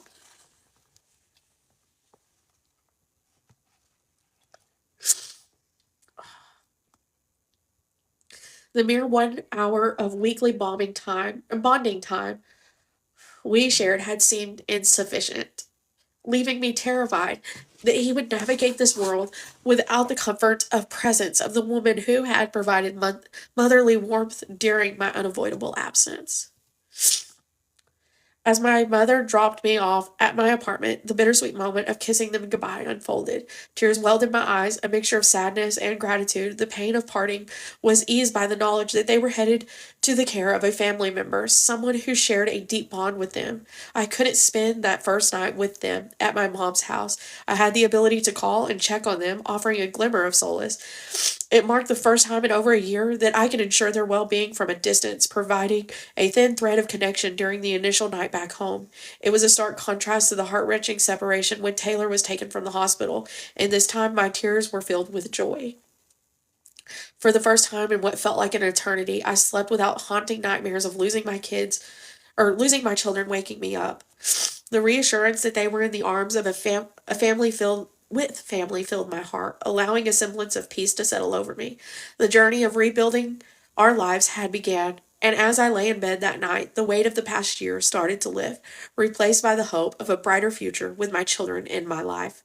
The following morning, a mixture of emotions surged within me as I dialed Colt to relay the details. Despite the joy of the reunion, a subtle ache lingered in my heart, wishing he could have shared that happiness. The desire for him to experience the kids' homecoming was profound, but the reality of his unavoidable work commitment did not allow it. As I updated Colt on the events, gratitude and understanding flowed between us. He thanked me for the information, but a brief silence followed. Unexpectedly, Colt suggested that we ride together to the visit at my mother's house. Although she lived a few hours away, the prospect of sharing the responsibility of driving resonated with both of us, not to mention the practicality of splitting the cost of gas. I felt a subtle warmth in my chest at the offer. Appreciating the chance to navigate this journey together, I shared my intentions to stop along the way, not only to buy material for Taylor's birthday celebration, but also to gather some essentials for my mom. The agreement was sealed in the anticipation of creating a birthday cake, selecting gifts, and attending to other thoughtful details added an extra layer of excitement to the plan. As we hung up, a shared commitment to making this family reunion special filled the air. Pulling into Mom's driveway, Taylor stood, gracing the front porch with her presence, her long, luscious curls dancing freely and embraced by the wind, my heart swelled with joy as I observed my mom cradling little Luke on the porch swing. I extended my hand towards Colt, who was parking the car. Our fingers interlocked seamlessly. Our eyes met, smiles played on our lips, and an unspoken understanding lingered between us, a flirtatious dance of emotions. Like I said, I went back and forth with this man, so. However, the reality of our forbidden connection hit us like a sudden gust of wind, and we hastily withdrew to our respective space.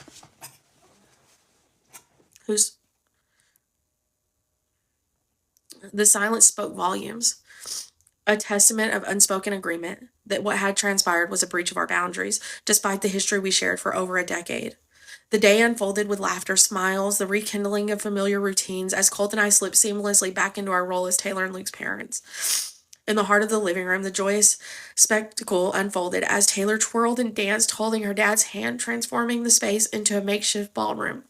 Colt, adorned with the finest pair of clip-on earrings from Taylor's collection and a princess crown perched atop his head, played his part with enthusiasm. Taylor, dressed in a beautiful dress and a hint of light lipstick, the living room became a magical kingdom, and the TV echoed with music that served as a soundtrack to the enchanting father-daughter moment.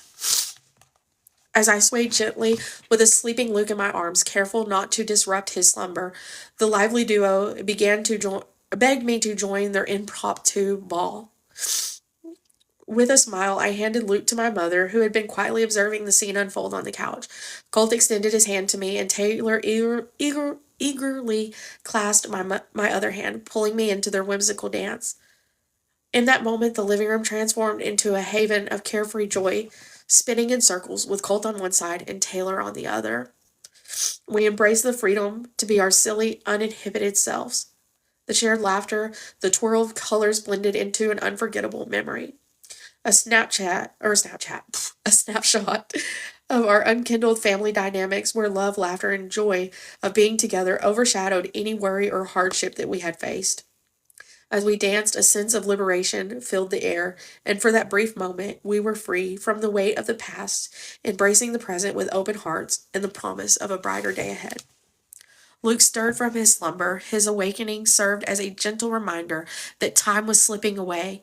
In the midst of the shared laughter and dancing, the clock had quietly advanced to the realization struck us. We only had a few hours before we had to head back home. However, there was an unfinished promise, a mission of love that needed fulfillment: Taylor's birthday cake. In the warm glow of the kitchen, with Luke cradled on my hip, I helped Taylor wash our hands, a simple act that carried the weight of tradition and togetherness. Setting up a makeshift bake station, we prepared to embark on the task of creating a birthday cake for Taylor. With all the ingredients laid out on the counter, I fetched a stepping ladder, a symbol of safety and collaboration. Placing it by the counter, Taylor climbed up with a beaming smile, ready to embark on the cake-making adventure. As I stood beside her, I became a gentle guide, instructing her on each step, from measuring ingredients to preparing the cake pan to preheating the oven.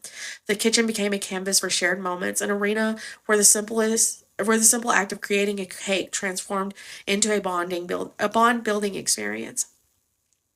As we measured and mixed, the kitchen filled with the sweet scent of anticipation, the joy of creating something special for Taylor excited us. The gentle hum of the oven became a comfortable background melody, echoing the shared comfort and commitment to making Taylor's celebration complete. In that moment, the act of baking transcended simplicity, becoming a tangible expression of love and continuation of cherished traditions, a bridge between the past and the hopeful future that we were together again.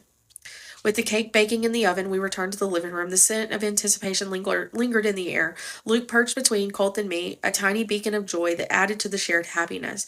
Together, we created a cocoon of family bliss, playing with Luke's toys, indulging in baby talk, and reveling in the precious individual moments with him. Meanwhile, Taylor continued her spirited dance around the living room, inviting us to witness her every move. Yet amid the joy, a subtle undercurrent of guilt tugged at my heart. The unspoken truth that I had planned to enact The plan I had enacted to ensure my mom got custody of the kids lingered in my thoughts. As we laughed and enjoyed our time together, the weight of that secret pressed on me.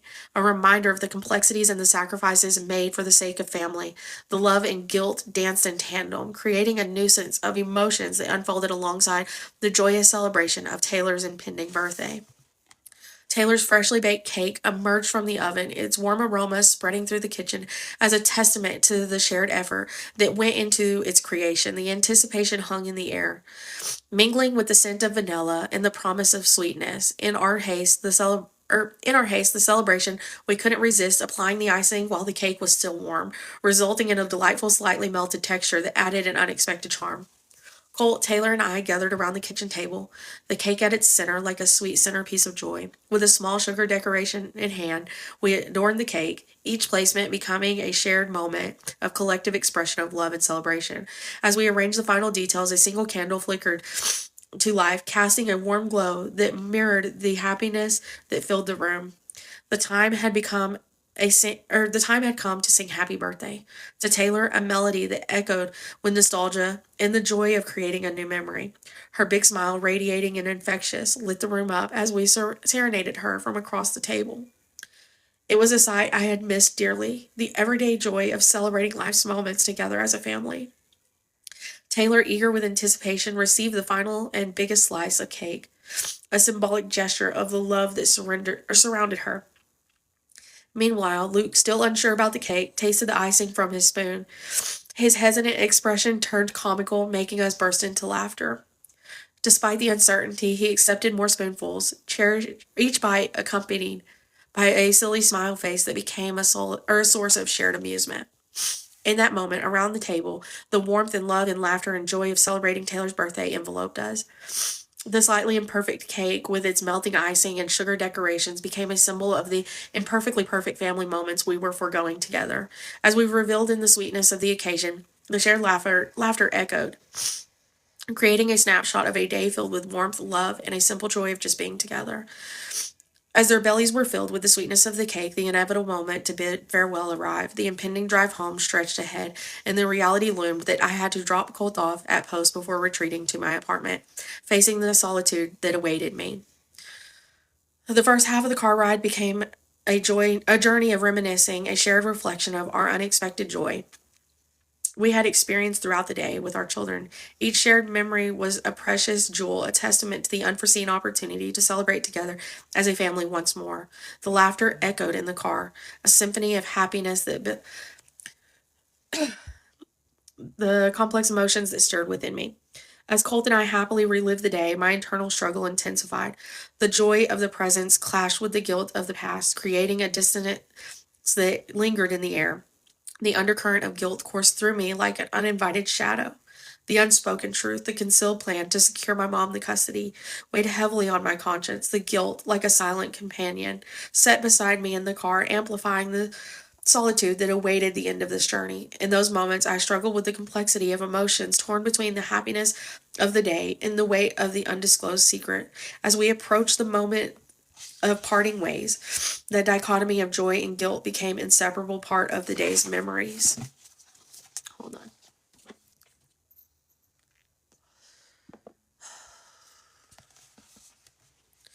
A reminder that even in the midst of celebration, the past shadows could not be entirely dispelled.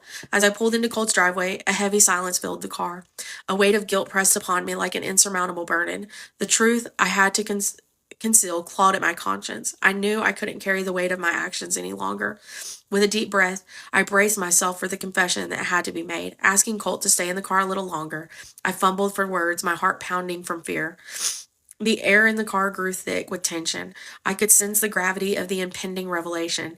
Tears welled in my eyes, betraying the emotion of turmoil within. Colt, with concern across his face, glanced over at me, questioning the source of my distress. Had I started seeing someone, he asked, attempting to ease the tension. I laughed through the tears, but the facade crumbled quickly. In a moment of vulnerability, I admitted, no, it's worse than that. His gaze intensified, and he urged me to share, sensing the depth of my confession. Unable to hold back any longer, I broke down in tears, the weight of my guilt pouring out into each sob. In that vulnerable moment, an intricate web of decisions that led to my mom getting custody of the kids. Colt, sensing the gravity of the situation, suggested that we move inside, where the setting could offer a bit more comfort.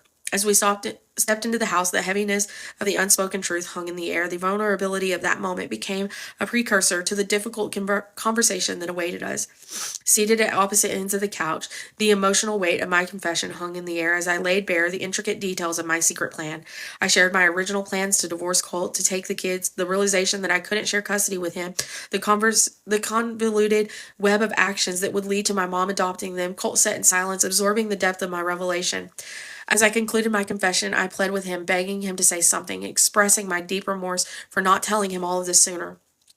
Colt rose from his seat, pacing the room, contemplating, leaving me in an anxious silence. When he returned, choosing to sit beside me rather than maintaining his distance, he enveloped me with a comforting hug. His understanding words provided a bittersweet solace, acknowledging the desperation that had driven our actions amid the overwhelming stress. Pulling back, Colt cradled my face with his hands, his eyes conveying both hurt and compassion. He uttered words of love, a tender kiss followed, rekindling a spark that had flickered in the background. My heart skipped a beat, longing for a connection that had once defined us as partners and as best friends. In a heated moment, our actions became an unspoken declaration. Months of separation melted away the embrace of each other, succumbing in a passionate longing that had lingered beneath the surface. The heat of that moment eclipsed rational thought, and we found solace in each other's touch. The passion escalated into a night of intimacy, a raw and unfiltered expression of the desire in moments that have remained unspoken. The dawn brought with it the realization of the consequences of our actions. Though embarrassment filled the air, shame and acknowledged accompanied it. Shyly, we said our goodbyes, navigating the aftermath like strangers who had shared a one-night stand. This unexpected reunion continued to evolve into a weekly ritual after each visit, with our kids gradually shifting our perspective. Though our intimate encounters, a deep truth emerged. Neither of us even desired a divorce. The embers of our connection, once nearly extinguished, began to glow anew. The recognition that we wanted to rekindle our relationship became a guiding force, leading us to the journey of rediscovering and healing, which is not uncommon in these type of situations. Regrettable, but not uncommon. In the hushed shadows of secrecy, Colt and I cautiously resurrected the fragments of our shattered relationship. The quiet resumption of our connection demanded discretion.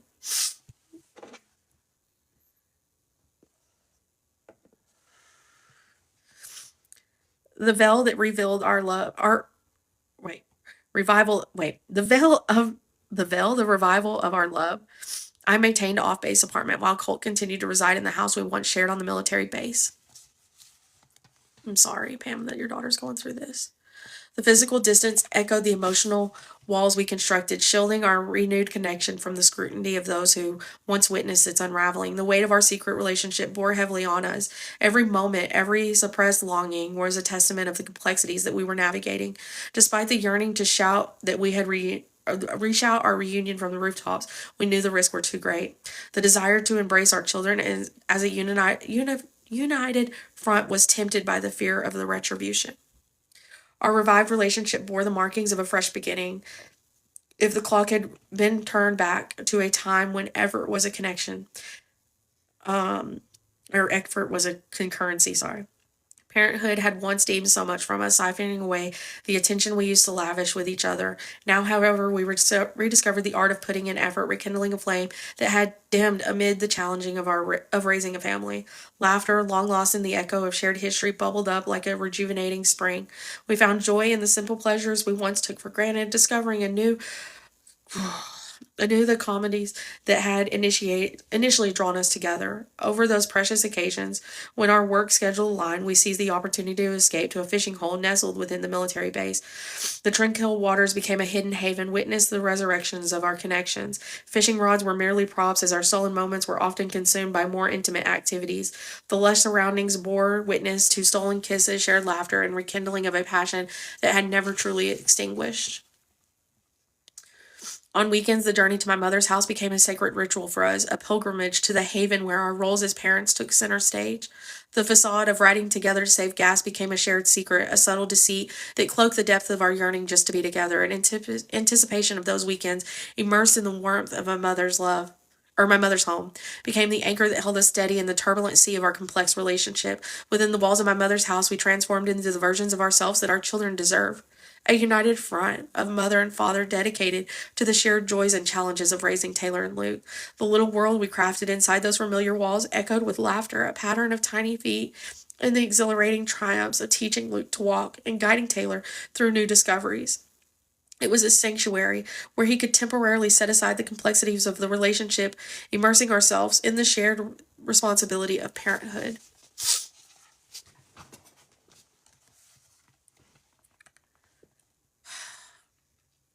Those weekends were not just visits, they were lifelines, moments when the gravitational pull of love responsibility outweighed the barriers that sought to keep everything apart. The weather, whether rain, snow, held no dominion over our determination to make the trip to my mother's home.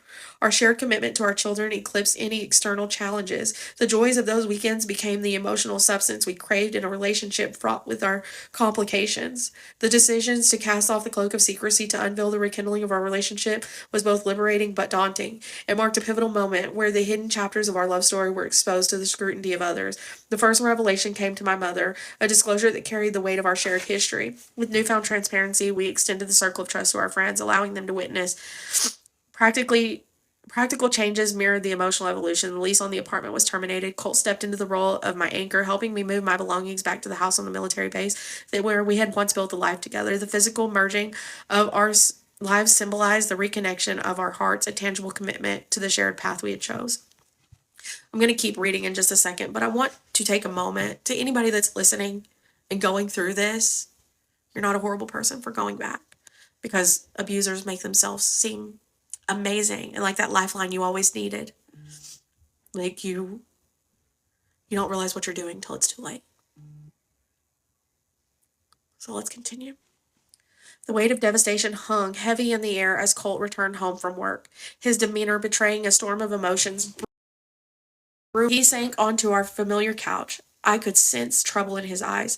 Urgently, I implored him to share the burden that seemed to crush his spirit. From the depth of his pocket, he retrieved folded papers, their creases a testament to the gravity they held. As he unfolded them with trembling hands, the reality of the situation unfolded before us. Tears welled in his eyes, and his voice choked by emotion, he uttered the words that shattered the fragile peace we had fought so hard to rebuild. They're charging me for Luke's injuries. I have to meet with a military attorney tomorrow. A heavy silence covered the room. The weight of the impending legal battle cast a shadow over the fragile sanctuary.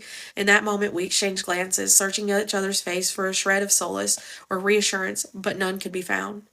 The couch that had once cradled moments of joy and intimacy became a witness to a new chapter, one fraught with uncertainty and fear. I struggled with the unthinkable. How could Colt be charged when Luke had left the hospital with injuries that had been explained? It seemed and seemingly understood. The question hung in the air, unanswered, as we both teetered on the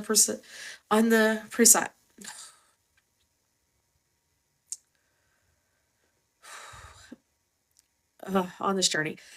The path forward obscured the storm of legal repercussions. Side by side, we faced uncertainty, meeting with Colt's military attorney, who, though young, exuded an air of competence. In that office, the walls seemed to close in as we delved into the details of Luke's medical files, multiple reports, criminal investigation divisions. The weight of the situation bore down on us. Our eyes sought reassurance from the attorney who held the power to navigate us through this legal storm. With the thorough understanding of the case, the attorney began to unravel the complexities, assuring that he had found the military case against Colt to be feeble. He highlighted the inconsistencies, the lack of evidence that could link Colt to any crime. In fact, he went as far as to assert that there was no substantial evidence against him. The lawyer's words offered a glimmer of hope in an otherwise murky landscape of legal complexities. As we left that meeting, the fragile sense of security began to take root within us. The attorney's assurance acted as a temporary balm, easing the raw nerve that had been exposed to the harsh reality of military justice. Yet, in the wake of his words, a lingering unease remained, the reality that our journey through the legal battle with the military had just begun.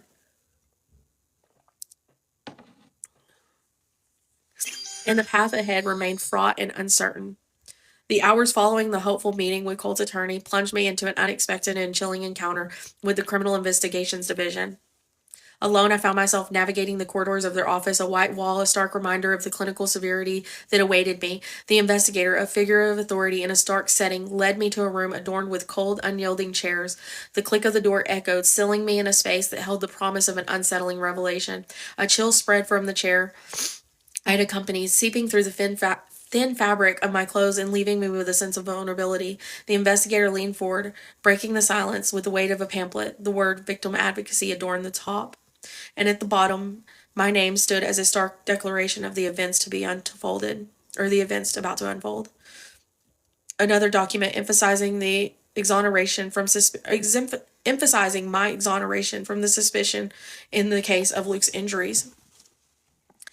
In a disconcerted revelation, the investigator disclosed that the military had asserted over $100,000 in investigating Luke's injuries. The cost had become a driving force, and that Colt, in their eyes, emerged as the most likely candidate responsible for the alleged incident. Charges were impending against him, despite being absolved by CID, the police department, I was thrust into a whirlwind of emotion, fighting with the realization that Colt's legal battle had taken a dire turn. The pamphlet, a stark guide to victim advocacy payments, outlining the future that seemed increasingly uncertain, anchored to the outcome of a court-martial that threatened to unravel the fragile stability we had fought so hard to regain. Returning home, I confronted Colt with the weight of the papers, the tangible evidence of the storm that descended upon our lives. The last 48 hours had seen the pendulum of fate swing harshly in opposing directions. Colt, burdened with the accusation of causing Luke's injuries, sat on the receiving end of the storm. Meanwhile, I stood before him, the specter of accusations lifted, yet burdened with the guilt of knowing that Colt bore the brunt of being accused of Luke's injuries. In the quiet confines of our shared space, the emotions we shared were turbulent as the unfolding events. The mix of emotions created an uncertain tension, an unspoken acknowledgement that the path forward held challenges that tested the very fabric of our future. As we processed the papers and the harsh reality they presented, our emotions danced on the precision of despair and defiance. Colt, accused, faced a anger, confusion, and the daunting weight of a legal battle. Meanwhile, I, freed from suspicion, shackled by empathy, harbored a sense of helplessness in the face of the undeserved predicament. The papers became not just legal documents, but symbols of the emotional situation we found ourselves in, a situation that tested the resilience of the connection and begged the question of whether love would withstand the tempest of a false accusation and a relenting legal scrutiny. The joy had been uncovered in the rekindling of our relationship, now lay buried beneath the weight of a larger, more complex emotion. The acknowledgement of my innocence brought the sense of relief, but it was overshadowed by the realization that Colt was potentially guilty. A dichotomy of emotions left me fighting with conflicting feelings, caught in a turbulent cross-current of gratitude but confusion. Attempting to navigate this emotional whirlwind, I found myself careening down a dangerous path, reckless in my attempt to cope with the overwhelming situation. Heavy drinking became a refuge, a futile attempt to drown the confusion and despair that threatened to engulf me. Cigarettes found a place in my hand, an acrid smoke, a symbol of an internal turmoil I was struggling to contain. In the house we once shared, Colt and I, now occupants of different worlds, separated by the reality of our individual struggles. Intimacy, once a bridge between us, had become fleeting, a connection and aftermath of passion. After those moments of unity, we retreated back into our own fractured realities. The gaps between us widened with every passing day. The spiral of self-destruction became a silent scream for help, an unspoken plea for a lifeline to pull us back from this brink. Yet, in the isolated grip of our own battles, the disintegration of our shared happiness felt inevitable, a casualty of circumstances that tested the limits of resilience and endurance. In the months leading up to Colt's court-martial, a transformation seized both of us, pulling us further from the happiness that we were sharing. A veil of isolation descended upon Colt, turning him into a stranger within the very walls we had once built our life. Attempting to bridge the growing divide, we're met with resilience, the withdrawal, a painful rejection that echoed through the home. As Colt distanced himself, I found solace in the deceptive refuge of alcohol. The drinking habit, initially a coping mechanism, became an all-consuming passion, a constant presence in my quest to drown the mounting sorrows that surrounded The warmth of our connection was replaced by the cold reality of arguments, a ceaseless clash of emotions, and reverberated through the very foundation of our shared existence. The once familiar echo of laughters were replaced with disagreement. Each word, a pointed arrow, pierced through the fragile semblance of harmony we had left.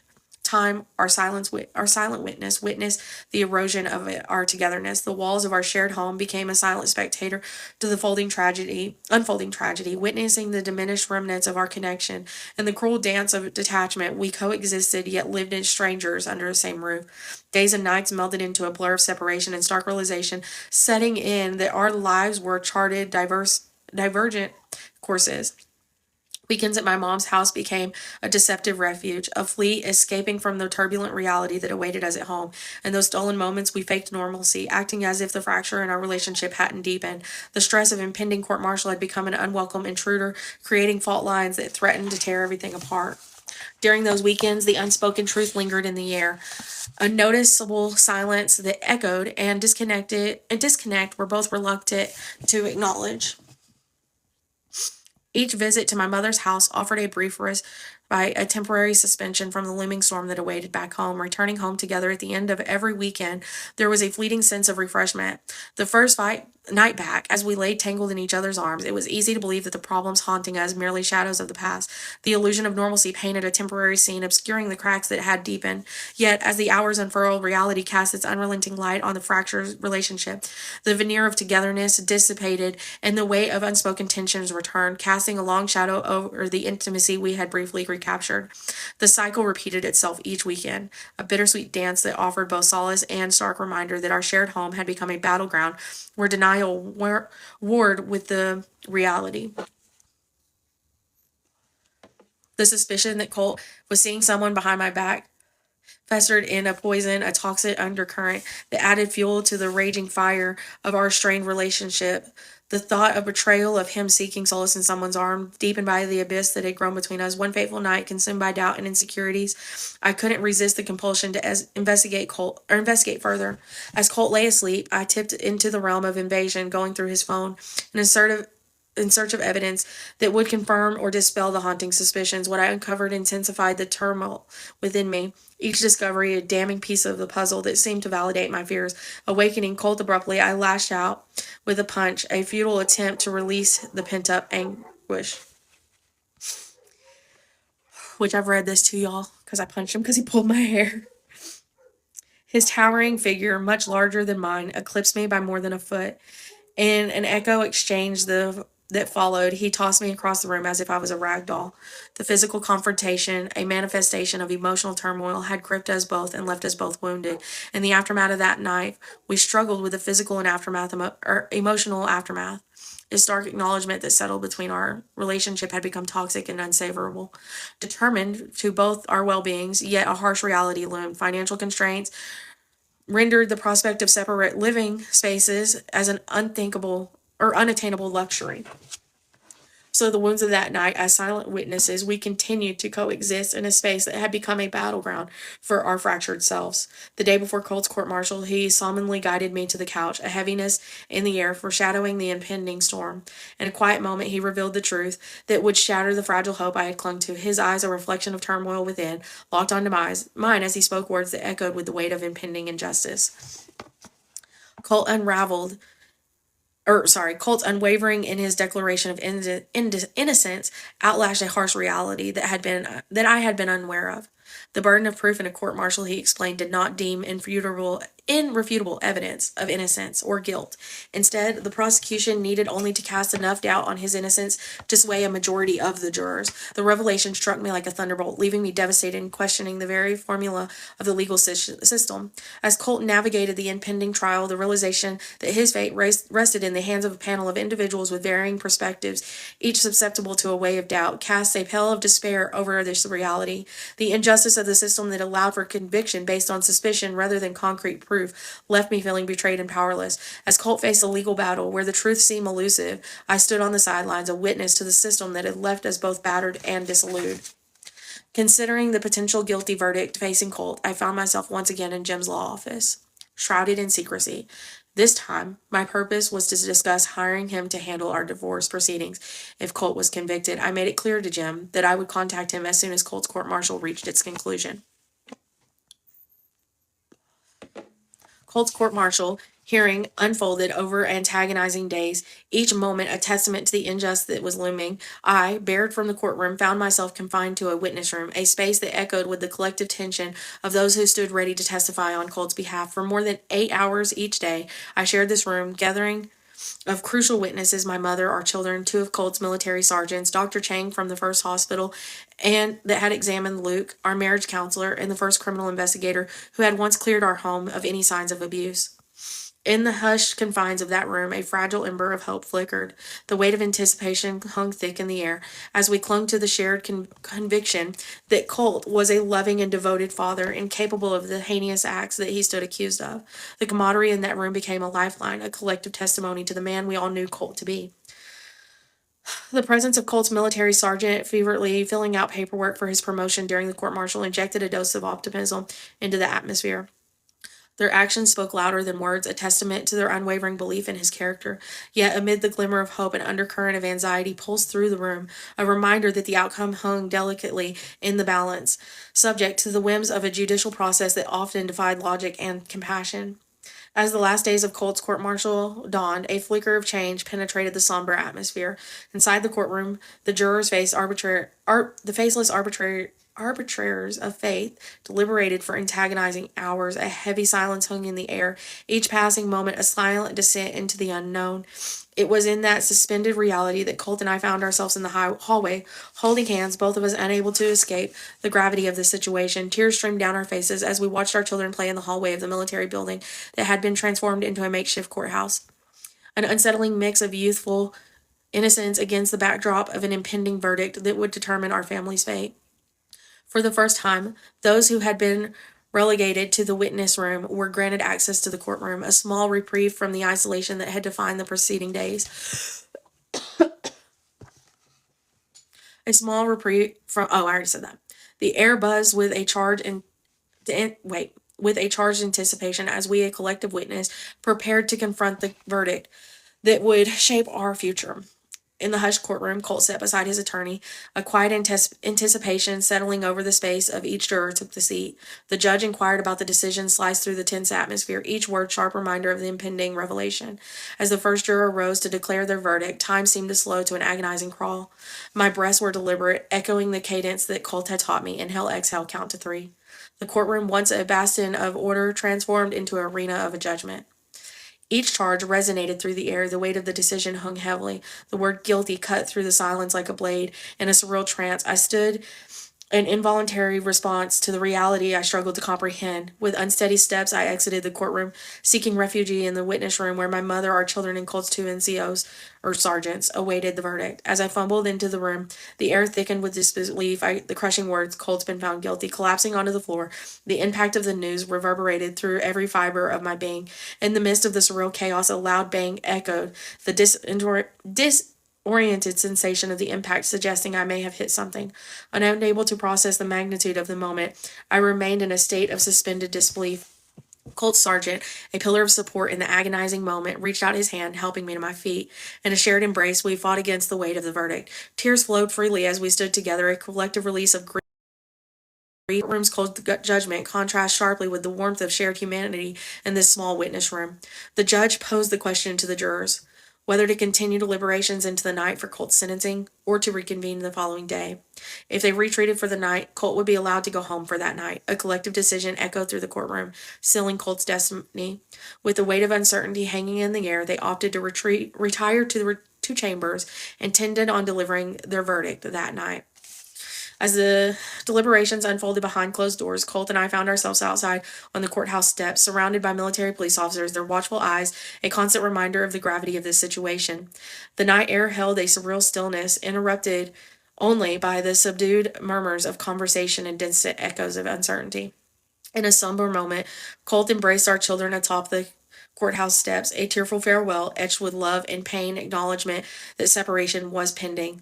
Luke, too young to grasp the weight of the moment, remained blissfully unaware, while Taylor, old enough to sense her father's distress, struggled to comprehend the reason behind his tears. With a heavy heart, we asked my mother to take them back to the hotel, promising to relay the outcome of sentencing as soon as it unfolded. Alone on those courthouse steps, still under a watchful gaze of military police officers, Colt and I confronted the uncertainty that was our lives. A military sergeant, a steadfast ally, in disbelief and anger joined our somber vigil. As we shared our confounded thoughts, a subtle but profound concern emerged. The sergeant's hand, held tightly against his chest, betrayed the physical toll of the emotional turmoil. In the charged moment, I realized the loud bang that had resonated through the witness room was the sergeant unleashing his anguish, punching something and fracturing his wrist. He refused medical care till after Colt's sentencing, a testimony to the collective belief in Colt. In the cold, unforgiving hours in the early morning, the judge's voice pierced the silence, delivering a sentence that reverberated and shattered our world. At 3:14 a.m., the solemn proclamation echoed. Colt would endure 5 years within confines of the military prison, stripped of his military benefits and reduced to the lowest rank. A once proud soldier now faced a stark reality of incarceration. Seated in a pew, I bore witness to 2 military police officers methodically encircling Colt with the cold steel of handcuffs, chaining his hands to his waist and his ankles together, a cruel restraint. His gaze caught mine, a silent exchange that spoke volumes. His expression remained stoic, a mask concealed to the mix of emotions within. On my face, however, the weight of sadness etched a poignant narrative of despair. Allowed to exit the courtroom alongside Colt and the military police officers, we found ourselves once again standing on the summit of the courthouse steps. The gravity of the moment hung clear in the air as the officers granted us a precious few moments to say goodbye. In that sacred span, apologies flowed between us, acknowledging the emotional abandonment that had marred the preceding months. Declares of love punctuated the air as Colt implored for me to safeguard our children from the clutches of strangers. Tears streamed down both of our faces as I ascended 2 steps, positioning myself eye to eye with Colt. In those fleeting moments, love and sorrow emerged, and I pressed a tender kiss on his lips, interrupted by the intrusion of military officers, the harsh reality of being observed. With each shuffle of Colt's restraint steps, I watched him being ushered into a van bound to prison, a helpless spectator in the tragedy that had unfolded beyond our control. In the aftermath of Colt's court-martial, the days blended to a hazy fog of desolation. A profound soundness confused me, leaving behind the haunted absence of the lost familiar connection that once defined my home. The echo of solitude reverberated. The fear became an unwelcoming companion. Lost in the aftermath, I grappled with the harsh reality of becoming a prison wife, soon-to-be ex-wife, a mother stripped of custody. The cherished title of military wife, stay-at-home mom, once wore with pride, now felt like a distant memory slipping through my fingers. The very essence of my identity seemed shattered. Sleep became both fragile and a battlefield where desperation waged its cruel warfare within me. Amidst the suffocating weight of despair, I sought solace in the darkness, allowing pity to overtake me. The journey ahead felt uncertain as I tried to envision a life I knew. I first needed to confront and absorb the overwhelming tide of emotions that threatened to drown me. Basically, I needed to accept the reality of what was going on. As I finally found strength in me, without succumbing to tears, the realization dawned on me. With Colt having indeed been guilty, divorce became inevitable. There was a glimmer of hope. The seemingly impenetrable boundaries that erected by DCFS might crumble, granting a chance to reunite with Taylor and Luke. With resolution determined, I embarked on a mission. Melissa, the new caseworker, became the key to unlocking the path of reclaiming my family. A meeting was scheduled, and I meticulously compiled a list of reasons, a roadmap of emotions, a catalog of crucial points I yearned to discuss with her, each word etched on a list that bore the weight of my longing, a testament to my unwavering commitment to prove that I deserved to be reunited with Taylor and Luke. The stakes were high, and armed with careful crafted lists, I embraced myself for the emotional journey that lay ahead. With my list spread out on the dining room table, I clenched my cell phone, steeling myself to the crucial call to DCFS. To my surprise, Melissa answered promptly, eliminating the usual waiting game of voicemails and callbacks. As I poured my heart out, articulating every with Taylor and Luke, Melissa listened to the ominous silence. The fear grew heavy with anticipation as I finished my plea, only to be met with a disheartening sigh. Melissa dropped the bombshell declaration. Colt's conviction did not absolve me in the eyes of the state. I challenged this notion adamantly, pointing that the military investigator's exoneration and the local police department's clearance. Frustrated, I emphasized my approval of victim pay, a stark contrast to the status of a perpetrator or even a suspect.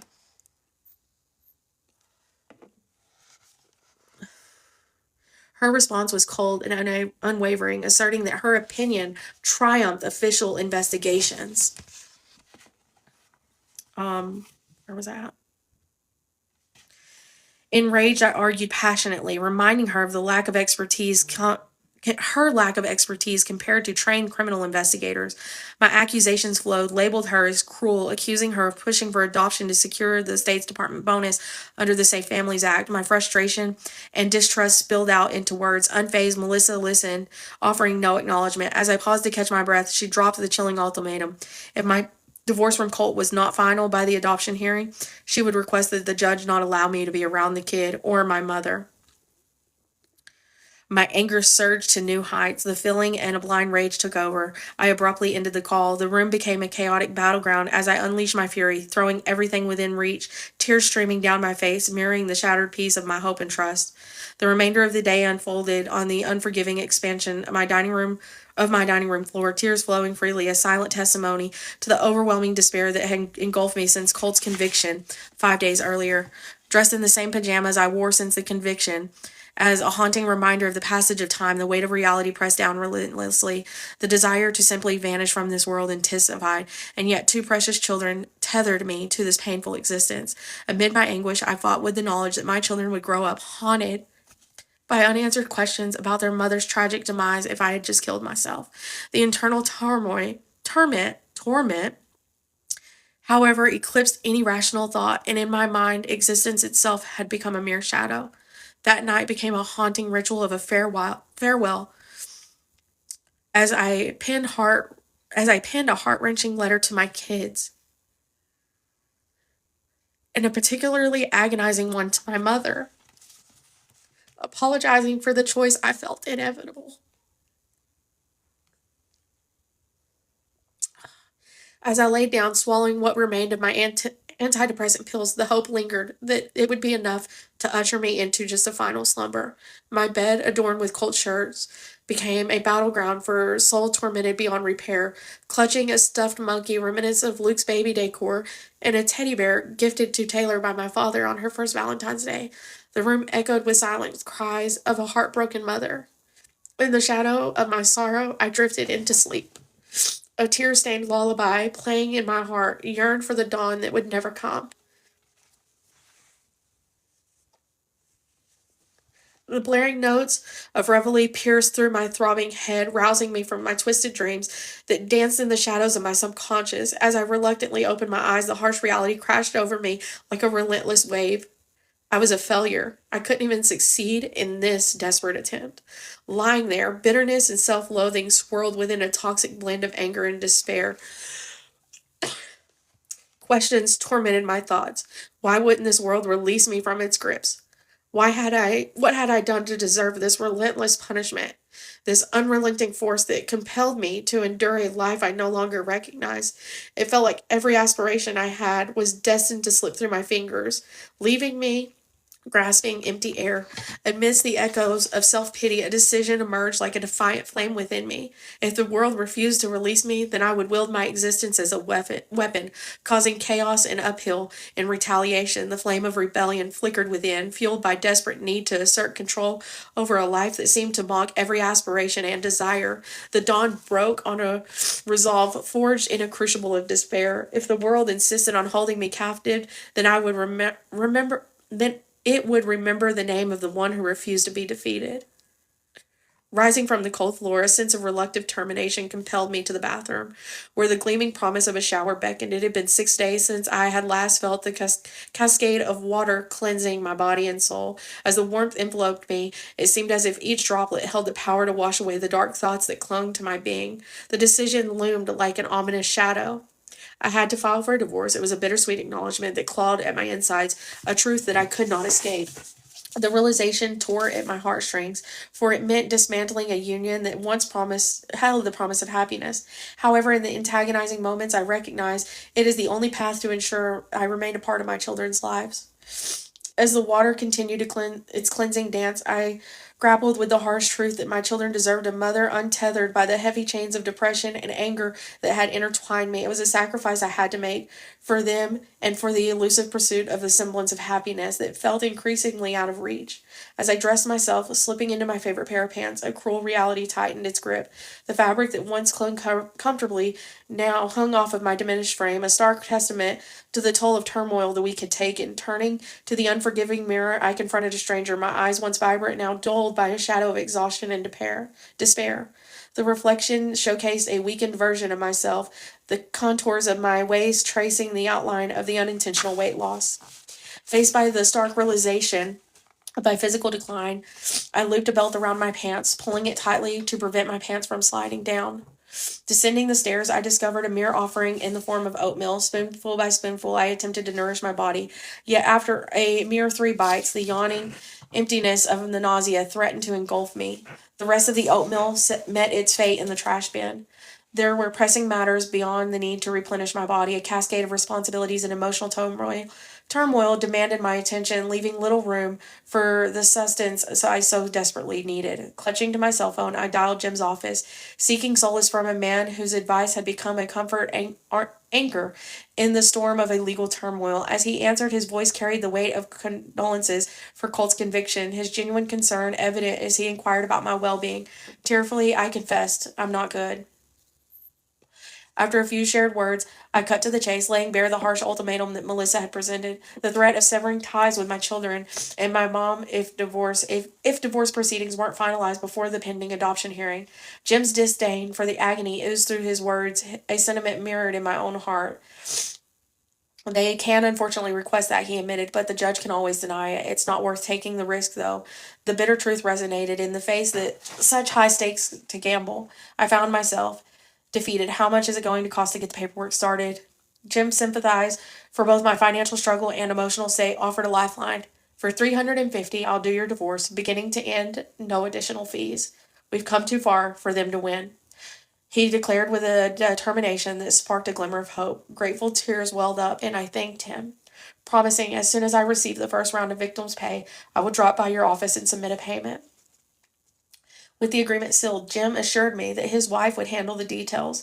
I was then transferred to her, divulging Colt's prison address and outlining the specifics of what I desired in the divorce, a step forward reclaiming control of a life married by chaos and heartache. With a heavy heart, I expressed my desire to sever ties without claiming anything from Colt, no spousal support, no possessions, and a willingness to shoulder my debt along with his.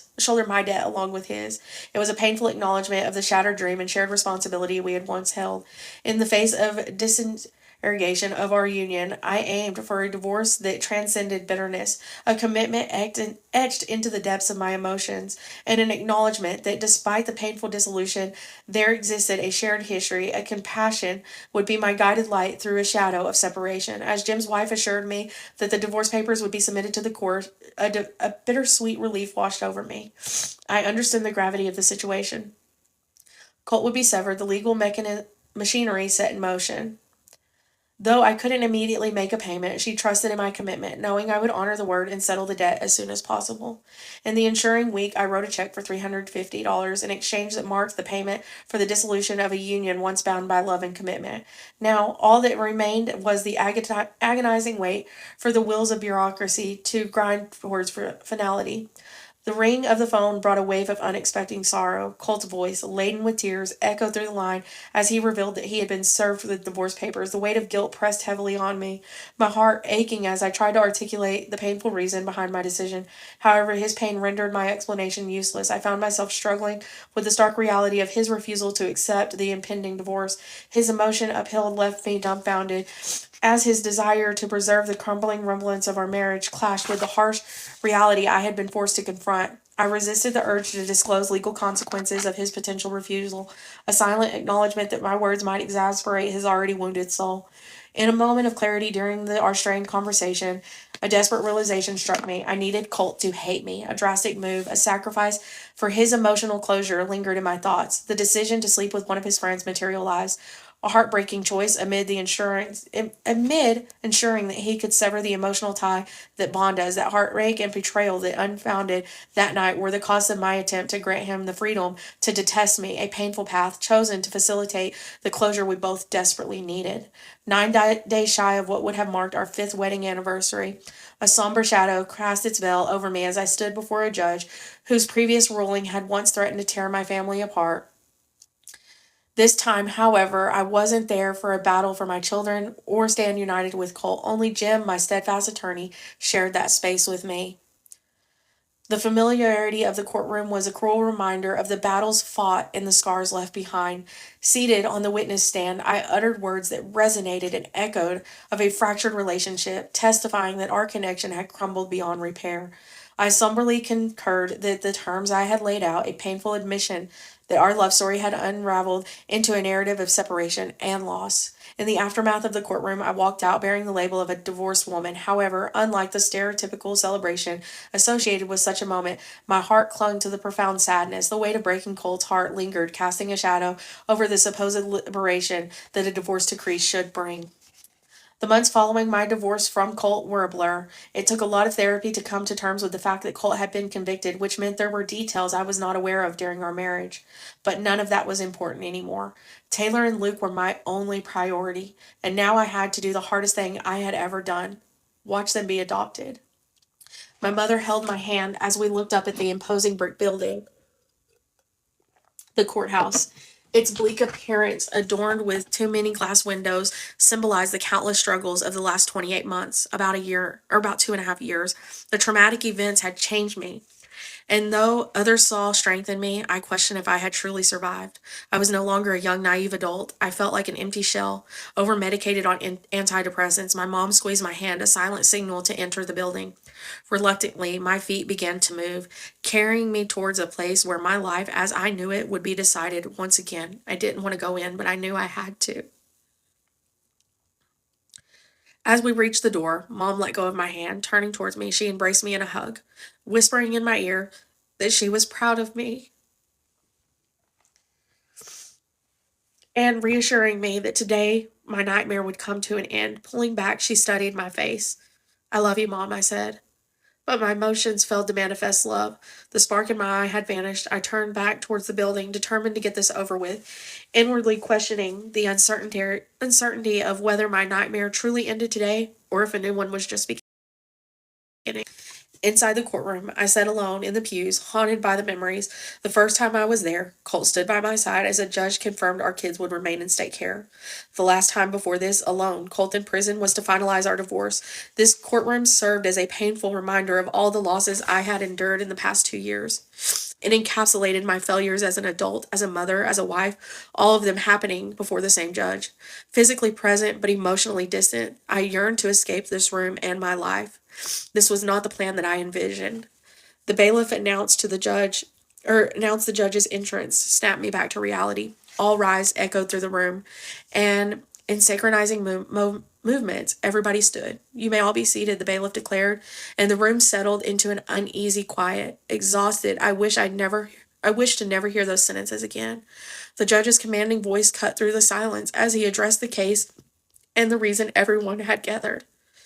He sought agreement from those present. The guardian ad litem for Taylor and Luke stood up, proclaiming, "I agree, Your Honor," relieving a small weight on my chest. 1 down, 2 to go. DCFS's attorney, for the first time, found it within himself to stand while addressing the judge. It was a noticeable departure from his usual behavior. He opposed the adoption. Fearing my mother wouldn't ensure the safety, the judge studied him, waiting for him to finish. As the attorney concluded his protest, the judge turned towards my mom and asked her to stand. My mom stood proudly, and I watched with an equal amount of pride. The judge proceeded to ask her several questions. "Are you prepared to rear and educate these children as your own?" She declared loudly, making sure everyone heard the promise she was making to the court. "I am," she affirmed.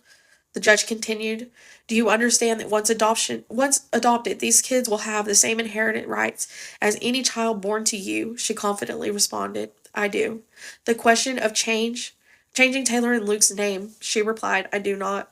The judge thanked her and allowed her to take a seat. He then looked out into the pews and made eye contact with me. His eyes carried a hint of an apology. Throughout this ordeal, he had shown me compassion, allowing me to speak when the attorneys failed to ask necessary questions. I didn't harbor any personal animosity towards him, but he symbolized all of my failures.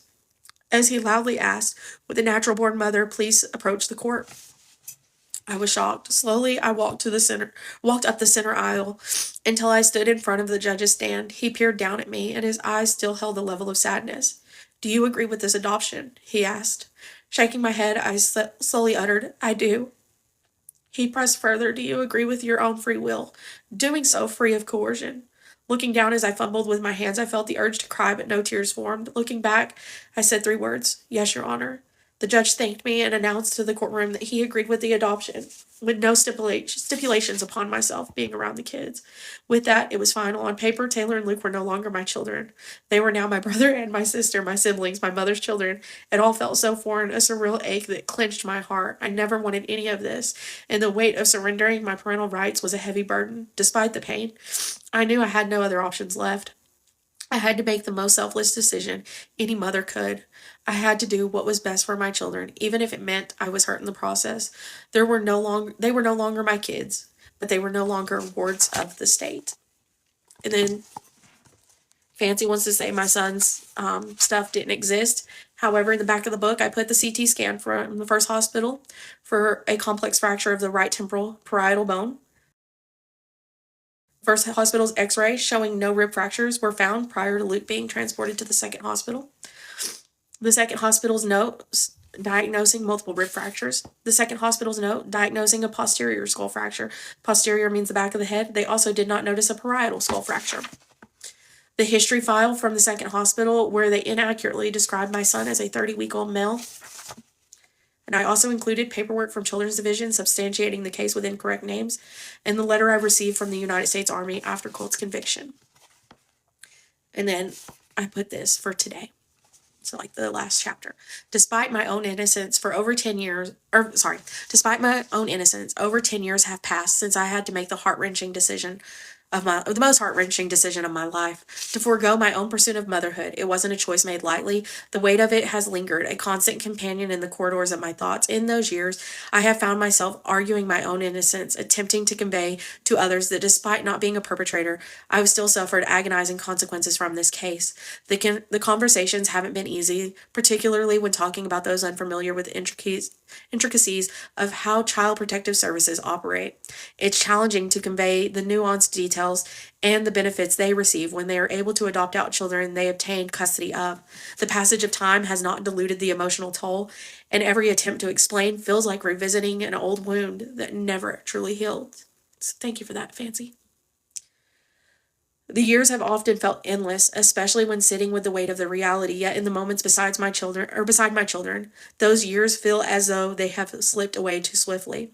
When the echoes of our legal system resurface, the haunting memories are tempered by the profound value of my decision. It has enabled me to witness Taylor and Luke's journey into their teenage years.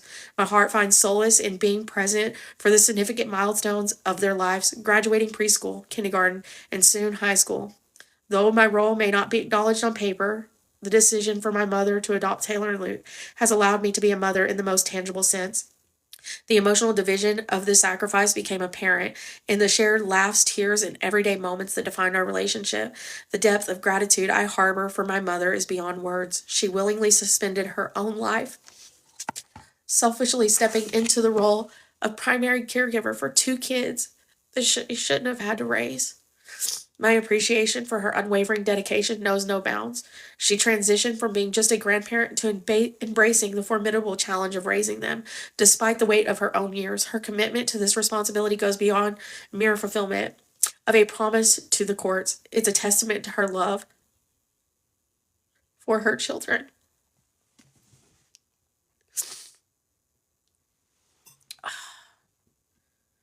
Where was I at? She vowed to ensure they always knew their roots and families, shielding them from the prospect of strangers assuming the role of their caretakers. As Taylor teeters on the edge of adulthood, her final years of high school, the depths of my pride for her surpassed mere words. In the crucible of life, she has emerged as a compassionate and empathetic young lady. Her love for arts and crafts infuse every aspect of her being with creativity and passion. Each milestone is a testament to her growth, a testament to the resilience that courses through her veins. Taylor and I have shared candid conversations, laying bare the explicities of our past. My confusion, the struggle to navigate the tangible web of emotions, have not been shielded from her understanding gaze. Though these conversations have forged a connection that exceeds the bonds of a mother and a daughter, it's a connection built on trust, trust that bridges the emotions